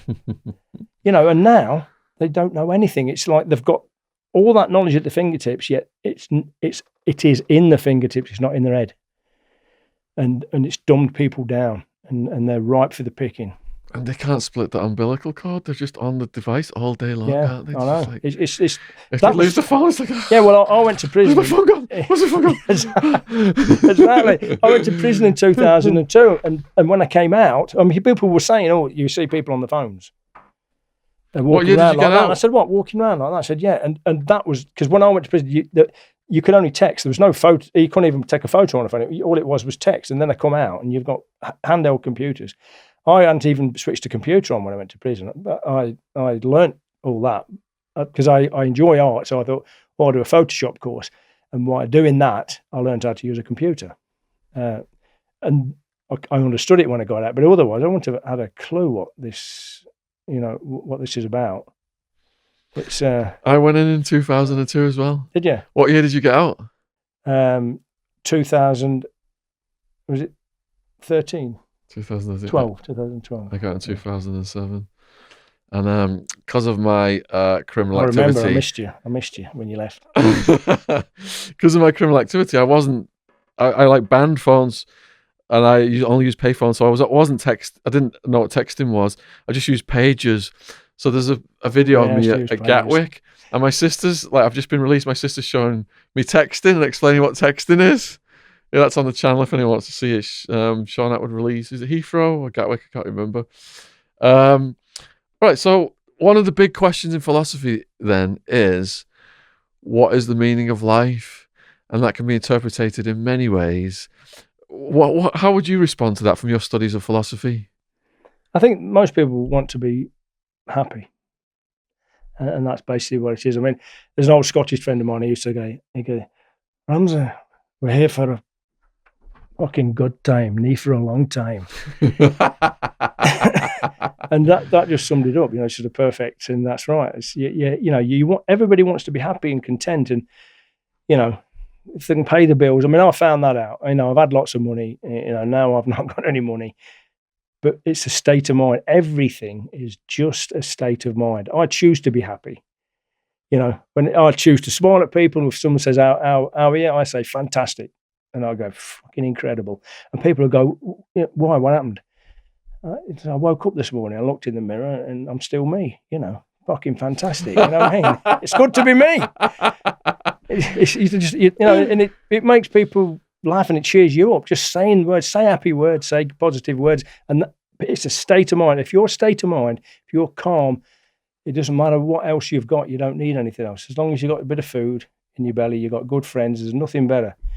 An old Hungarian pal of mine, George, years ago when I was a teenager, he was a guy that I met he's one of these crazy characters. He's one of the guys in the gym. He would always mess around in the gym. He'd dance like a fool, and he was a fantastic opera singer. He used to really sing loud opera. He's still a friend now, he's still alive now. We still see him. We still go and have meals with him. He was having meals with his 2 or 3 Hungarian mates every dinner time. Bottle of wine, he'd cook food. And I one day I walked through and I went, fucking hell, George. I said, get a fucking life, man. What's up with you? Fucking every day sitting. And he went, oh, you're laughing, yes? I said, let me tell you something. Nothing in life is better than good friends, good company, good food, and good wine. Nothing. You will learn this one day. You think you're laughing at me? We're fucking laughing at you. And I never forgot it. And it was fucking and it was spot on. Yeah, it's a funny guy. I mean, those characters, where are they? Where are these nutty characters? There used to be a character called Paul Williams, Darky Williams. He was a mixed race kid. They never used to call him Darky, and he didn't mind it. He didn't try to sue you.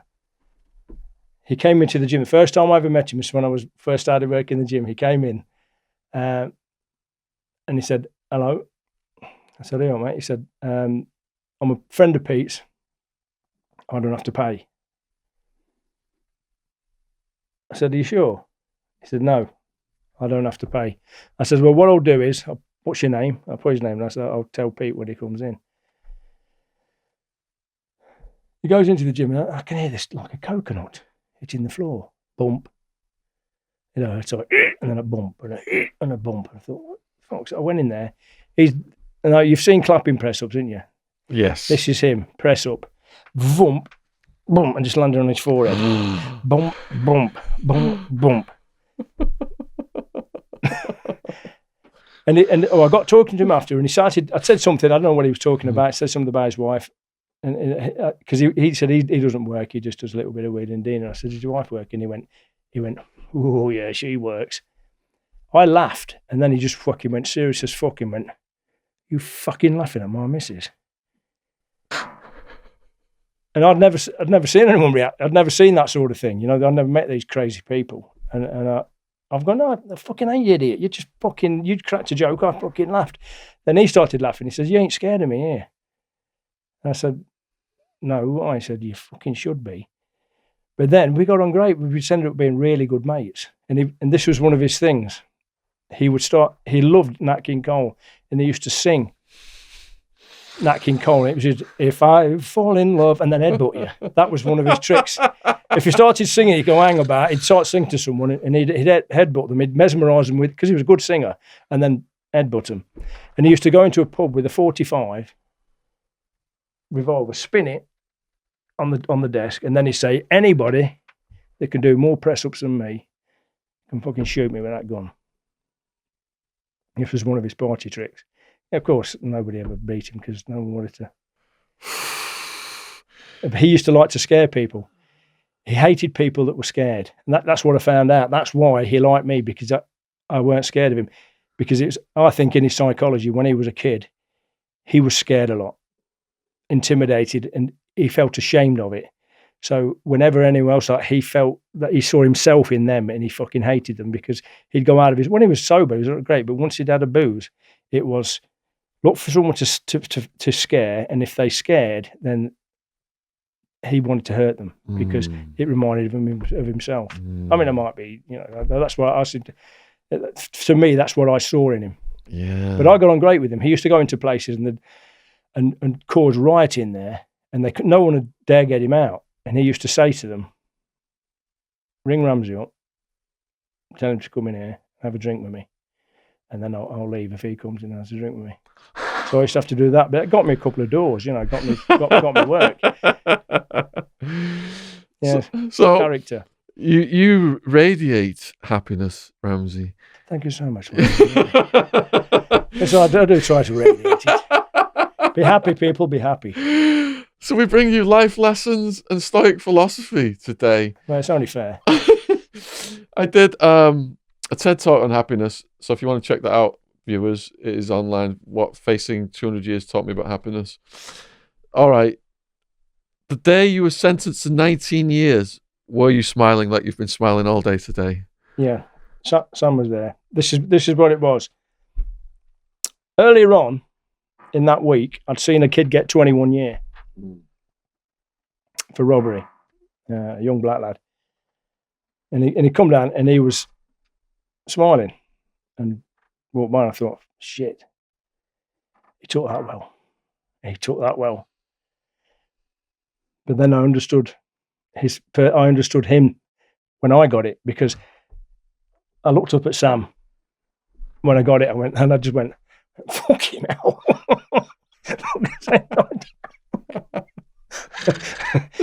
And then went down the back and I seen Russ, who was the code, the main guy that they were after. He'd got 16 years. And then I said to him, I was smiling. He went, "What happened? What did you get?" I told him, and he burst out laughing. And it's funny. It's like a sudden acceptance. It's like that thing. Like there are certain animals, when they know they're going to die, they go, and they just find that disinterested calm. And it's that. I mean, I felt that in situations where I just knew it was over for me. It wasn't, but in my mind it was. And it's a real weird, peaceful feeling you get, acceptance that you've done your shift. Are there any of those situations you're referring to that you've not told us about today that you could tell us about? Not really. Sam's got, you can shout up, you're all right. What about the one where you were driving back to Leicester one night? Which one? And they pulled you up. Oh yeah, I can't talk about that. Nice try, Sam. Thanks. Do you have any notable stories then, funny or scary, from that last sentence when you're in prison? Funny stories. We were in the gym. I was doing I was doing press-ups. I broke my arm when I was in prison. It took them a year to get me to hospital. How? I picked up a 60-kilo dumbbells, and what I do, I just throw them up and like lay down to do some presses, and it went too far, and I just felt it like bang my arm, and I thought it had just strained it, but what it had done is it had cracked the bone, sort of long ways, and I didn't know that had happened, but I was supposed to go to the hospital, and it took them a year because they kept cancelling it. They cancelled it because I still had my proceeds of crime outstanding. Didn't need to be outstanding. They took 16 years to get to it. Should have been, the judge told them to deal with it in 12 months. It was 16 years before the bloody dealt with it. So they used that every time. So I didn't get a DCAT, I didn't get any home visits, didn't get any rottle. I got nothing. And whenever I had to go to the hospital, I had to be double handcuffed, and I had to have, a certain number of, because of that. So because they didn't want to waste the manpower of having 2 or 3 screws going with me to the hospital, they kept cancelling the appointment. The prison did. So by the time I got there, it had got osteoarthritis, and it had just more or less eaten all of my cartilage. So now I can only move it like that. And I got that much movement in it. So it's literally just bone against bone. I've had 3 operations on it. Bloody hell. Anyway, that's why I was doing press-ups. Okay. Doing press-ups because it's the only thing I could sort of do. With that, it didn't put too much strain on my arm. Plus, just after I'd done that, was it just after? Yeah, just after I did that, I then herniated a disc in my neck. I was just warming up press behind the neck, and I thought someone had slapped me on the head, and it just fucking hit me on the back of the head. I'd herniated a disc, and that caused a lot of nerve damage. And anyway, I'm doing press-ups, people on the bike, and what had happened is some guy wanted to get this guy because he'd done something to him. So he'd bought a bottle of it was a glass bottle, and it had chili in it, sweet chili. He'd emptied it and he'd broken it because they're quite thick bottles, and he'd brought it to the gym with him to get this guy. At that time, there was the prisons minister walking around the prisons with the governor, and literally 30 seconds before they walked in, this kid's attacked this guy and just like ripped his face to pieces, and there's just blood everywhere, all over the place. And they've just walked into that, and I know this is exactly what he's seen. He's walked into a place where there's a guy screaming, there's blood just everywhere, and everyone on the rowers and the runners are just running, and I'm just doing my press. No one's taking any notice. No one's taking any notice. He's walked into that, and they've just huddled him back out. And I think in his mind, he must just see this happening, and everyone just like they're too interested in the training. They've only got an hour. They want to get the training done. No one wants to interrupt their training. They're hoping that the gym won't get shut. Let's just get on with it. Yeah. I mean, these things happen all the time. You could have a litany. If I sort of told you everything that happened in prison, you'd think, oh, it's murderous, but it's not. Over a period of 6 years I was in that particular prison, lots of things happened. But did you see anyone get jugged? What do you mean? Shit it up? Jugged with hot water? Oh yeah, water with sugar in it. Yeah, that got done a few times. The shit thing, the piss in the shit. On a screw, and they're talking and it goes straight in the mouth. And the smell of that, there's people being sick because the smell is that bad, the whole wing stinks, and people are being sick just from that. Something happened that was really funny. Just thinking about that. There was one of the screws was a woman who's a bit overweight. Someone had shitted someone up, and she came in, and her shoes were really tight. This is hilarious, and this happened. I swear to God, this is what happened. She slipped on the shit, went up in the air, and landed bang on her arse. And the shockwave of the fat down there blew the soles off her shoes. What? I mean, she hit the floor, and the soles of her shoes went like boof, just blew them off. I mean, no, bless her, but that was just like, you couldn't have made that up. You wouldn't have even thought of it. Just blew the soles straight off the soles of her shoes. She only had like thin thin shoes on. Did you bump into any high profile or famous people like Charles Bronson, anyone like that? No. I mean, one of the guys involved in the hot dog thing, he's now really notorious. The guy that was actually the one that they said, I don't know if he did. Got no idea if he did.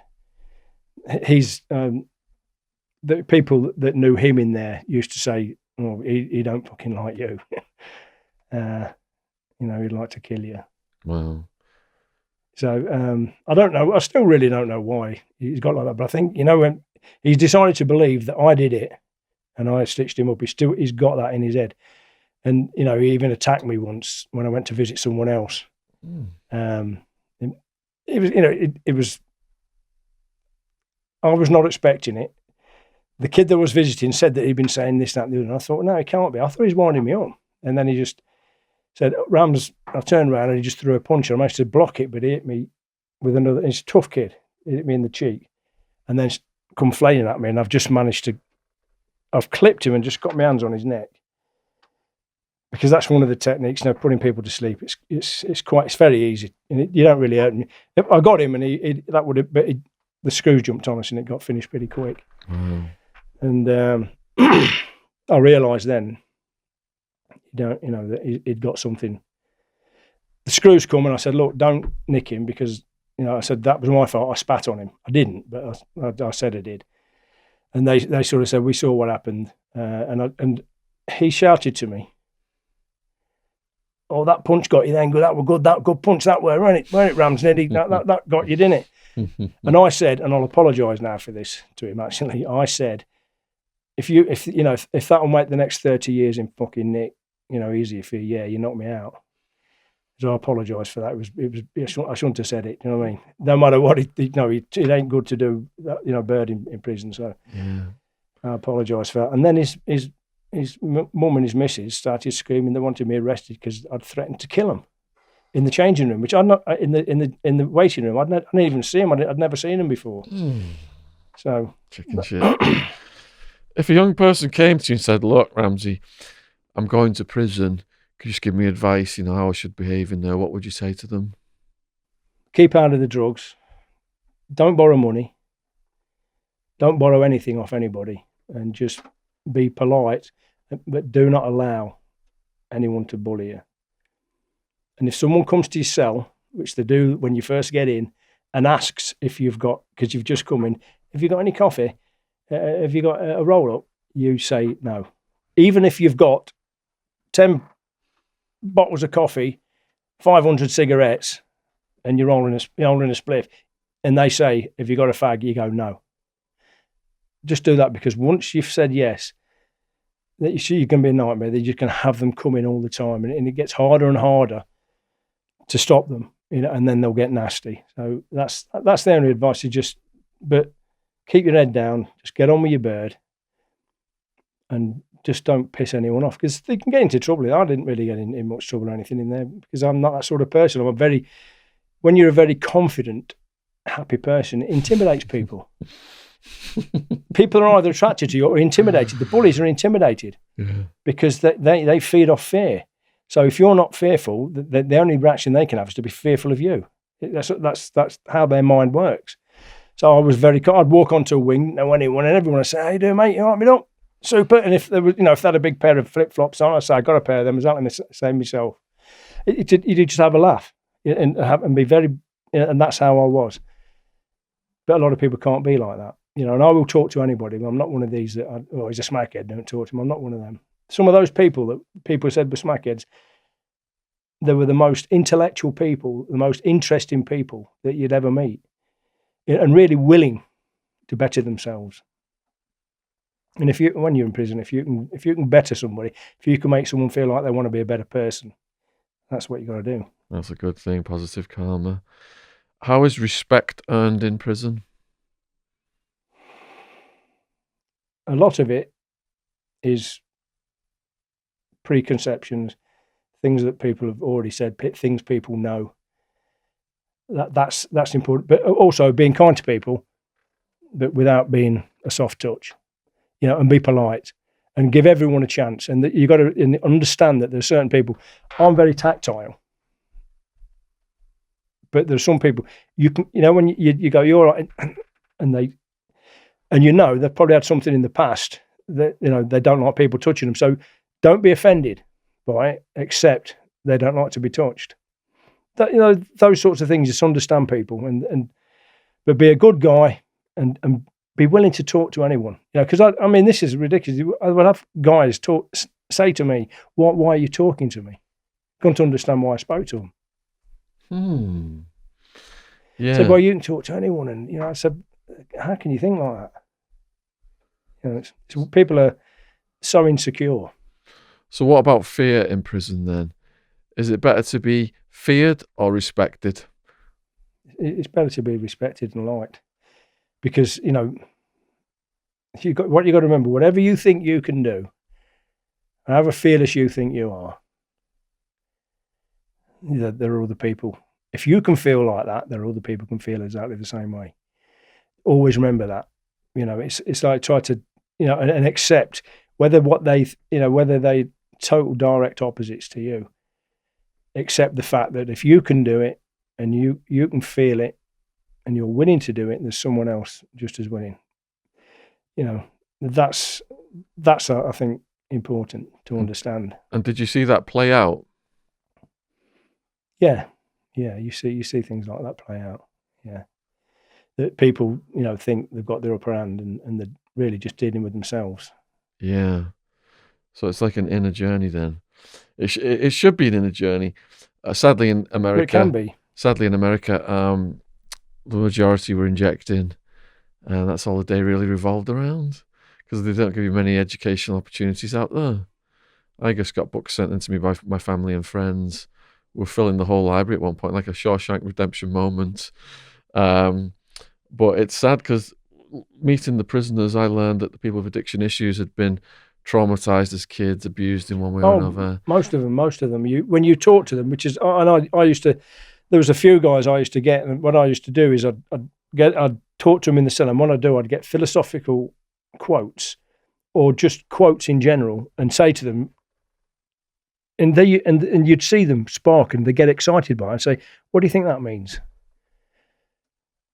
And they wouldn't get it. They'd say something, but it wouldn't be right. And then you say, "Right, this is what it means." And then and they go, "That's how I think. I think like that."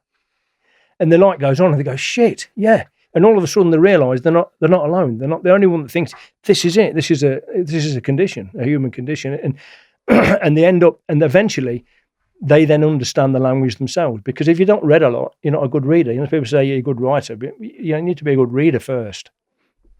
And some people are not good readers. They'll give them a book and they just switch straight off. It's like the when people write books. Most people, the first bit, the chronological bit of it, the first bit, when they were kids, people just skip to that. They don't even want to read it. It's gone, boop, they're not bothered. They just want to go, look at the crimes. That's what most people do in those books. I mean, I did write, I've written some sort of memoirs and sort of philosophies and stuff and anecdotes and vignettes but I've not put them in any chronological order. They just go, so you can literally read a chapter book and you pick it up and read something else. There is not a story to follow. It's not, I don't like those chronological criminal, this is my life as a criminal, And first I nicked a fruit salad, and then it ended up nicking the world, I owned the world for a week. An important part of prison then, I mean, the two things that people look forward to the most are your visits and your mail. Yeah. Feel free to join in, Sam. How are your prison visits? Fantastic. I mean, Sam was unbelievable. She must have visited me every week, like in both my centres. She's probably been with me for I've been 13 years in Nick, 14. And so, and she visited me every week, and sometimes twice a week. The first 2 years, it was twice a week at Doncaster. Yeah. And then once a week after that, plus the Genesis visits. And I just want to say, there was sort of like an intimation there that when I took stuff in, I've never ever taken any contraband into. No felonies, folks. Well, no, the thing is, when you've got your children with you, there's no way you put your children. Of course, in yeah. Yeah. But of course. I took lots and lots of Italian food, lots and lots of seafood marinara that we said was the babies. It was Ramzys. I took drinking on the Genesis visits. He had coffee percolators, ground coffee. The screws used to go to him for coffee. Coffee in the morning, yeah. But the visits, and there was some. Everybody's situation is different, and there's the ability to afford to go. There's the ability to have the time or the transport to go. But I couldn't bear the thought of him not having anyone go and visit him. Yeah, no, but you look forward to it. It's like it's like a pivotal part of your week. Because I used to see people and they get all dressed up, and then visitors wouldn't turn up. And it might have been the mates, and this week after week after, and you just saw it just wear them away. And they're just gazing out the window at the car park, trying to see they if feel the so missus is showing embarrassed. up, and the missus never shows right. up, and they're gutted. What surprised me was very embarrassed. They put them in the visiting room. They used to put them in there, sitting there waiting. Them not getting a visit. Do you want to bring your chair over here, because we're gonna finish soon? Do you want to be in it at the end of this? Well, I managed to do it because I said if I've got to sit down for 2 hours. I wanted to say this, but I thought no, he might be embarrassed. I said I wonder if I'll be able to last like 2 or 3 hours without farting. Are we allowed to keep that in? Please keep that in, James. I almost said it and I thought no. This is a very smiley podcast today. When we were driving up here, I said, "Are you practicing?" I'm dying for a piss. I'm holding that in. But I'm just thinking, my stomach feeling because you won't be able to blame the dog while it's here. I'd have just gone aside. Farts. We were on the subject of food, actually. Yeah. We were talking about the visits, then the prison visits. Well, what was funny was that I've got a couple of funny stories because can you remember when Barbara Windsor was seeing Knight? What was his name? Ronnie Knight. Ronnie Knight. Well, apparently she'd taken him in a sandwich and it had all got blown up out of proportion. So all the prisons were then sort of cracking down on food. And I used to take him in mousse marinara, which literally you took the top off and it was garlic, red wine, and he'd got a friend.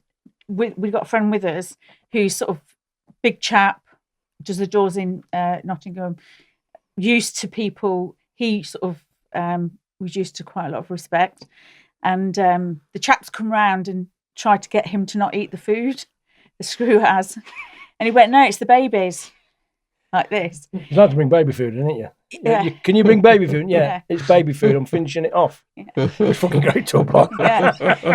About 3 kilos. Mousse marinara. Yeah. And he basically went to get rid of him, but the screw felt embarrassed about being not listened to.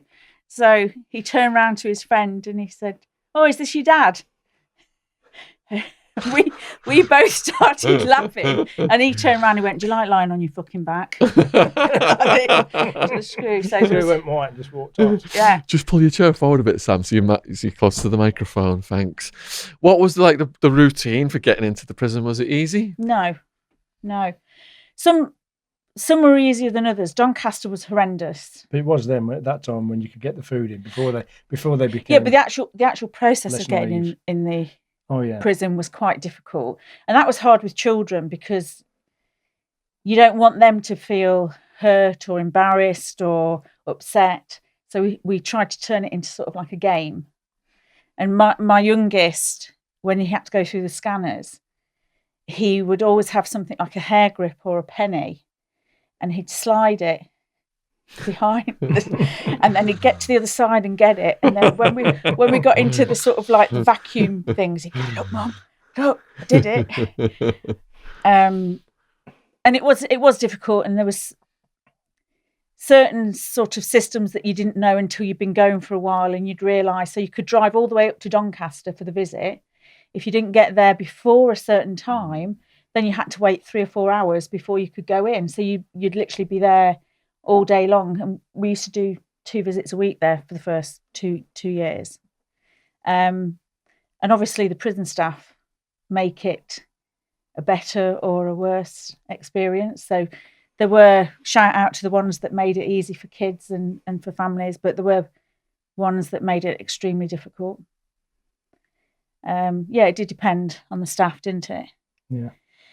Because he was always so polite, to staff. He wouldn't allow them to call him Khachik, so he wouldn't respond to that. So they all started to call him by his first name, and he respected them as well. So it is about how you treat people, I think. Of course, yeah. And what about the kids? How was the whole situation for them? You know, getting arrested and then visiting prison. It was difficult, really, really difficult, especially for the older ones. There's a 7 and 10 year difference from the older ones to the younger one.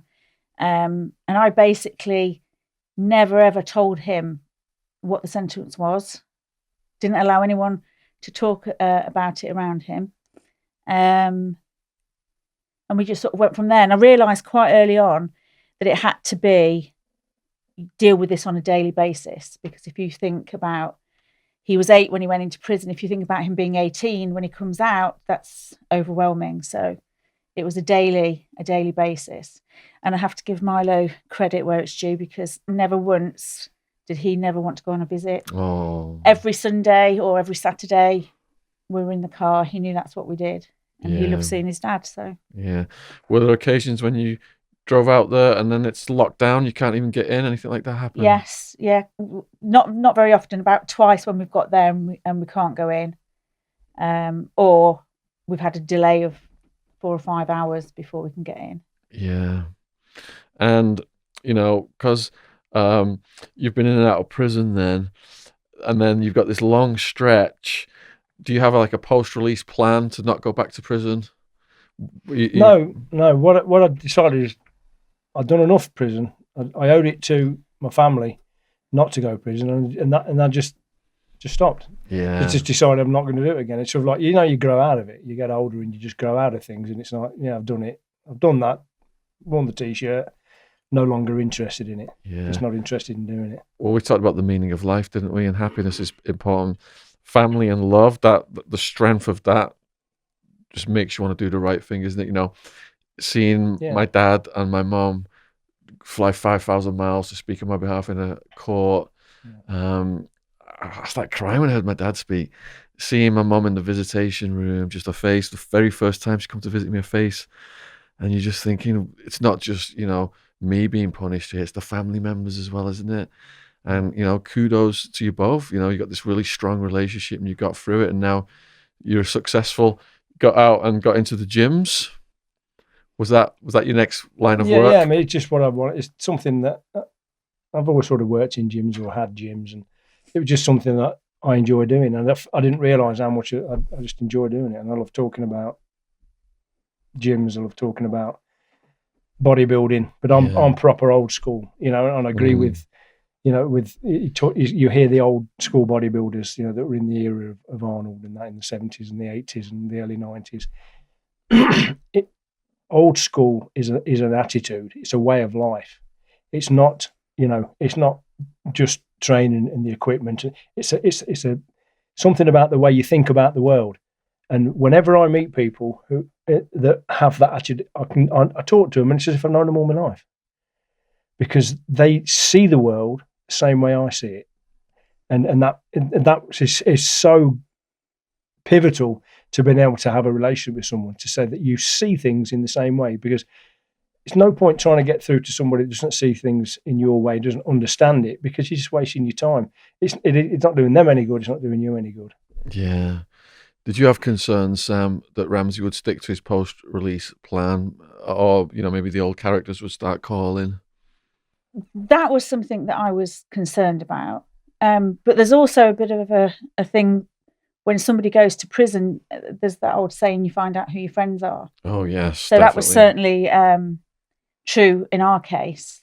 And there's people that have just been there through thick and thin. But I think I knew without talking about it that he didn't want to be in that situation again, and he didn't want the children to have to go through that situation again. Yeah. So there was a hairy story, though, that came after prison about you started this gym with your friends, but one of the guys was killed by his carer, chopped up with a chainsaw and put in a freezer. Yeah. What the hell happened there? Well, I've been speaking to Shaun while I was in prison, and he'd had an accident, and been paralysed from the chest down on a motorbike.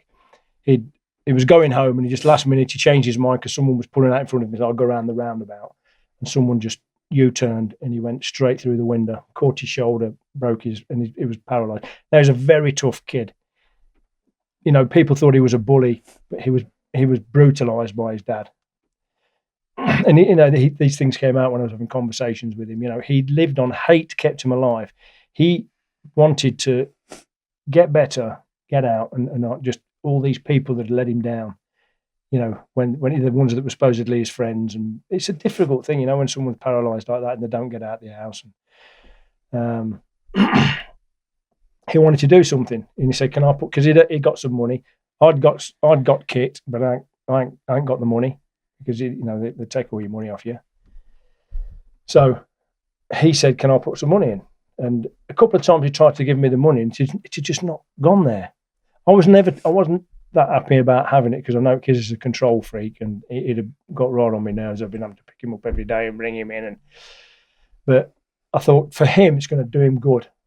You know, to give him something, give him a purpose, because he appeared to have no purpose. I went round his flat, and he's just the windows are shut, and he's just playing on his game, and it was, and it was greasy, and his dad, his mate they were smoking spice or whatever they were smoking, and it was all really weird, and he looked massive as well, because obviously his mates had been getting him steroids as well, and he'd got some weights, and he were doing that on his arms, so his shoulders and that. It was, and I just thought, I've got to get him out of this. And then he said, "Look, I think he gave me a check. Yeah, he gave us a check. But this kid had been doing his finances." Tom. Yeah. I don't say his full name. I'm not going to. He got control of all of his finances. He gave me a check because he kept trying to transfer this money, and then it was not getting in. But what we didn't know is this kid was stopping it because he wanted his money. He'd been having his money. And what had happened was he gave us the check, and then Mark, my partner, the one that he did One Directions. He was their personal trainer and just CP for them, and he'd done the world tour with them and everything. He didn't look to see if it had cashed, and it never cashed, and we just noticed. And I went to ring Shaun up, and he didn't answer, to tell him that the check had, that it hadn't, as it was. I'm glad it didn't. It just never went in. It had been stopped. It had been stopped by this kid. Now I don't know what happened, but I tried to get. I texted him, and actually the last text he got, I texted him. That was I was the last person to text him, and I got an answer from it. "Well, you're all right, mate," and it's all a bit, "All right, mate, much respect, much love," and it seemed a bit weird, but it was the carer had already killed him, and he answered it.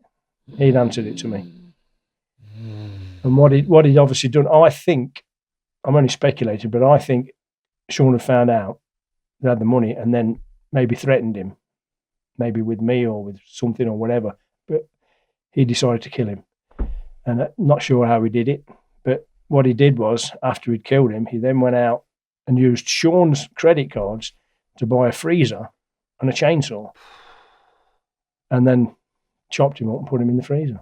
Great. But it took him ages to find his head. They didn't know where his head was. They did the job finding his head. Yeah. There was an attempt to get married in the USA. Yeah. What happened there? All right. No, we were going to get married in Las Vegas. We decided we were going to Las Vegas. Sam had got a wedding dress and everything. We were going out there. Not the little white chapel. That's where I got married. Was it? In Vegas. Yeah, well, we were going to decide when we got there. Yeah. Okay. What we were going to do. We hadn't got there, and I think we got to Boston. I think was it Boston? Was Boston the first time? No, yeah, it was Boston the first time. Because we went back to Denver, didn't we? We've got there, and I'm talking to the customs guy, and he's it was a bit off with me, But Can I just say this bit first? Because we basically went into the immigration part. It was like a really big open plan hall with areas sectioned off. And we were the first people in this immigration area. And we were just standing there.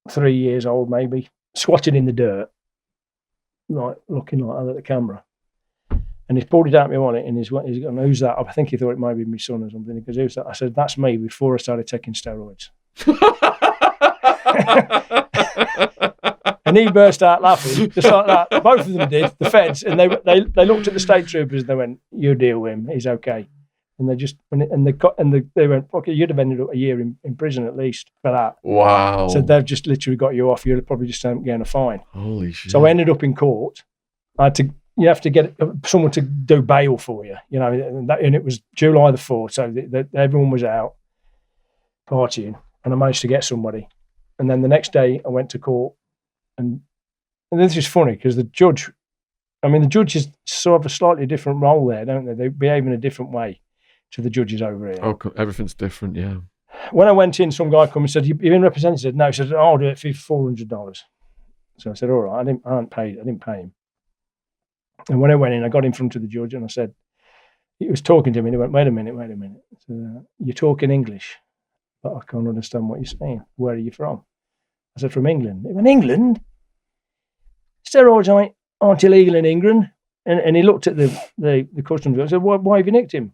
What, you just let him go. He didn't know. And they said, "Oh no, we've got to do it now. We've done all the paperwork." So he said, "I've got to." He said, "If you got any money," he says, "because I've got to fine you £1,000."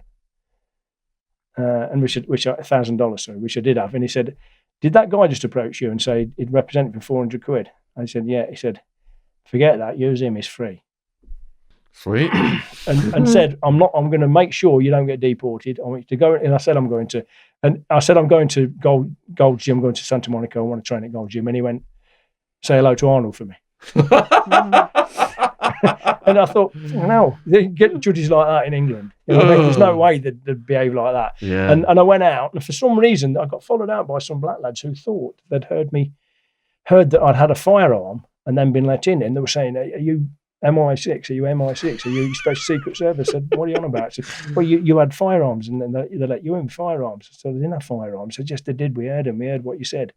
And then, you know, and they were really sort of intrigued. And I had to walk really fast and get away from them. But that was good. And then I stayed for a number of weeks in Santa Monica, training at Gold's Gym twice a day. And then Sam came out and, you know, trained at Gold's Gym as well. And it was good fun was had by all, man. Yeah, by all. But that's what they used as a reason in Detroit. Yeah. They found that and said, right, and that was a reason to deport me. But then, they didn't have a plane, so I had to go for a few days in the detention centre. And I said, "How long am I going to be in?" They said, "No, whenever." They tell us half hour before. So I thought, "Oh, fucking hell." And it was just full of obviously Arabs and South Americans and people that wanted to get out of the country. And he had the orange suit on. And they had put the orange suit, and they got no stretch in them. So you can't take them off on your own. Someone's got to pull them off. Now, I'm sitting there and I'm thinking, I can't get this off. There's no way. There's no way I'm having that pulled over my head, you know, like with a load of Arabs, like maybe thinking, looks like a camel's arse to me. I didn't fancy that much. So I kept my clothes on all the time, except when I had a shower, but and the showers are just open. The toilets and the showers were just all along the wall, all open. Everybody could see them, and you were just like, it was like you were all on the floor on little camp beds, and that's what you were on, and just everything was there, and there was female stuff and everything, and you had to have a shit and a shower in front of everybody. Let's get used to that. You know what I mean? It was just like, and everything had chili in it, even the custard had chili in it. My arse was like a blood orange. It was like, in the paper we were off. It's like, you know, so everyone was like, Yeah, that was. I was glad when after a few days when they. Well, while he went in, they took him.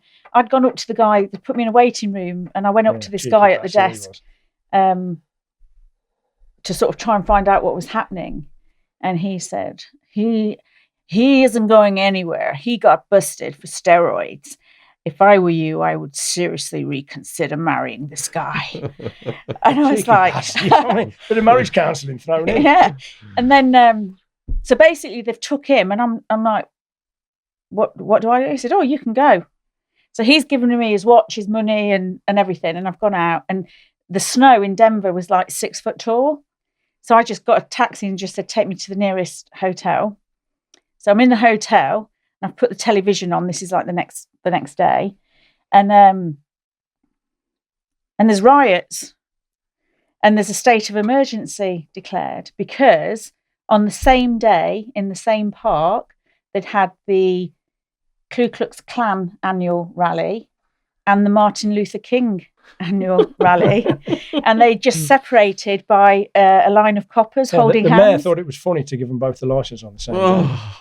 So the mayor, the governor, the housekeeping's come, and I'm sitting on the edge of the bed, and I'm going, and she ended up sitting on the end of the bed with me, and she was only about 16, 17. I said, "What's going on?" And she told me, and I said, "That's outrageous." So no one was allowed out on the streets, and there was immigration and customs involved with his case.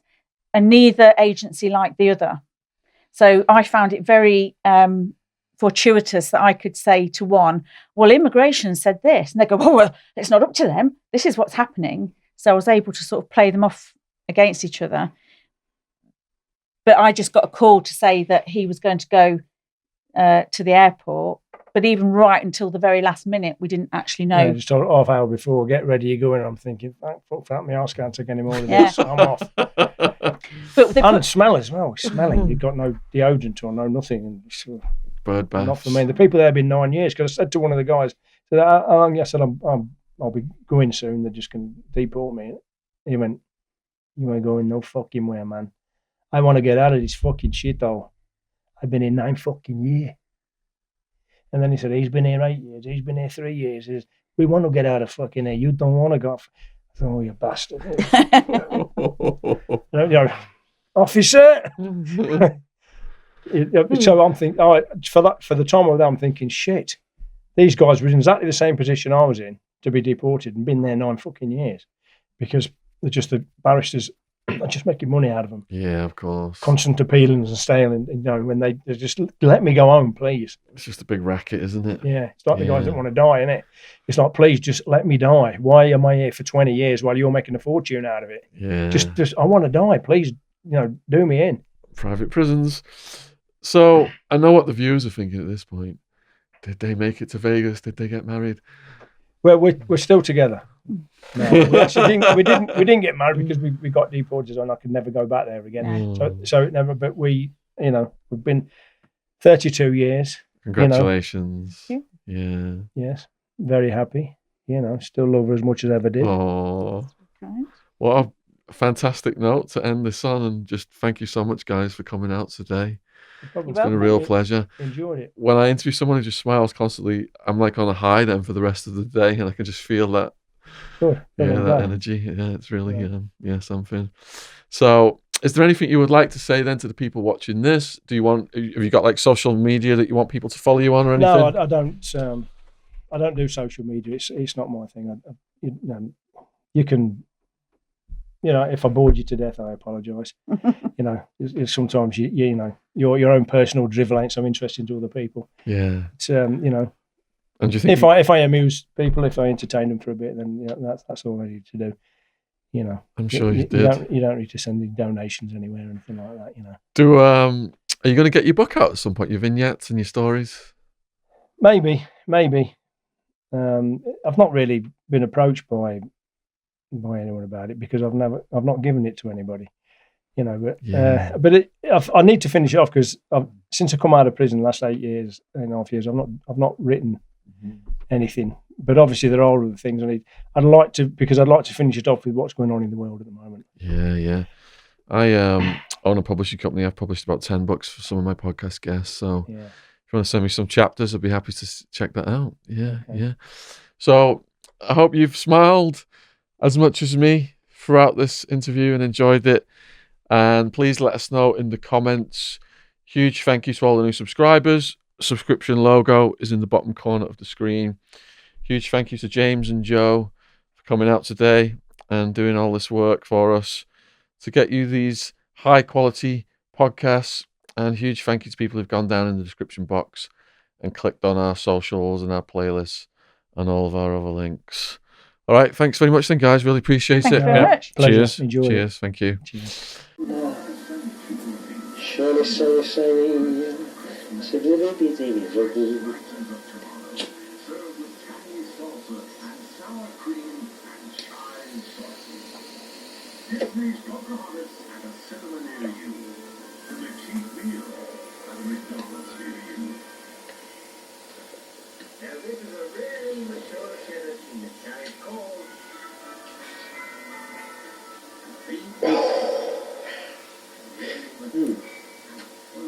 Oh, no, I'd love to.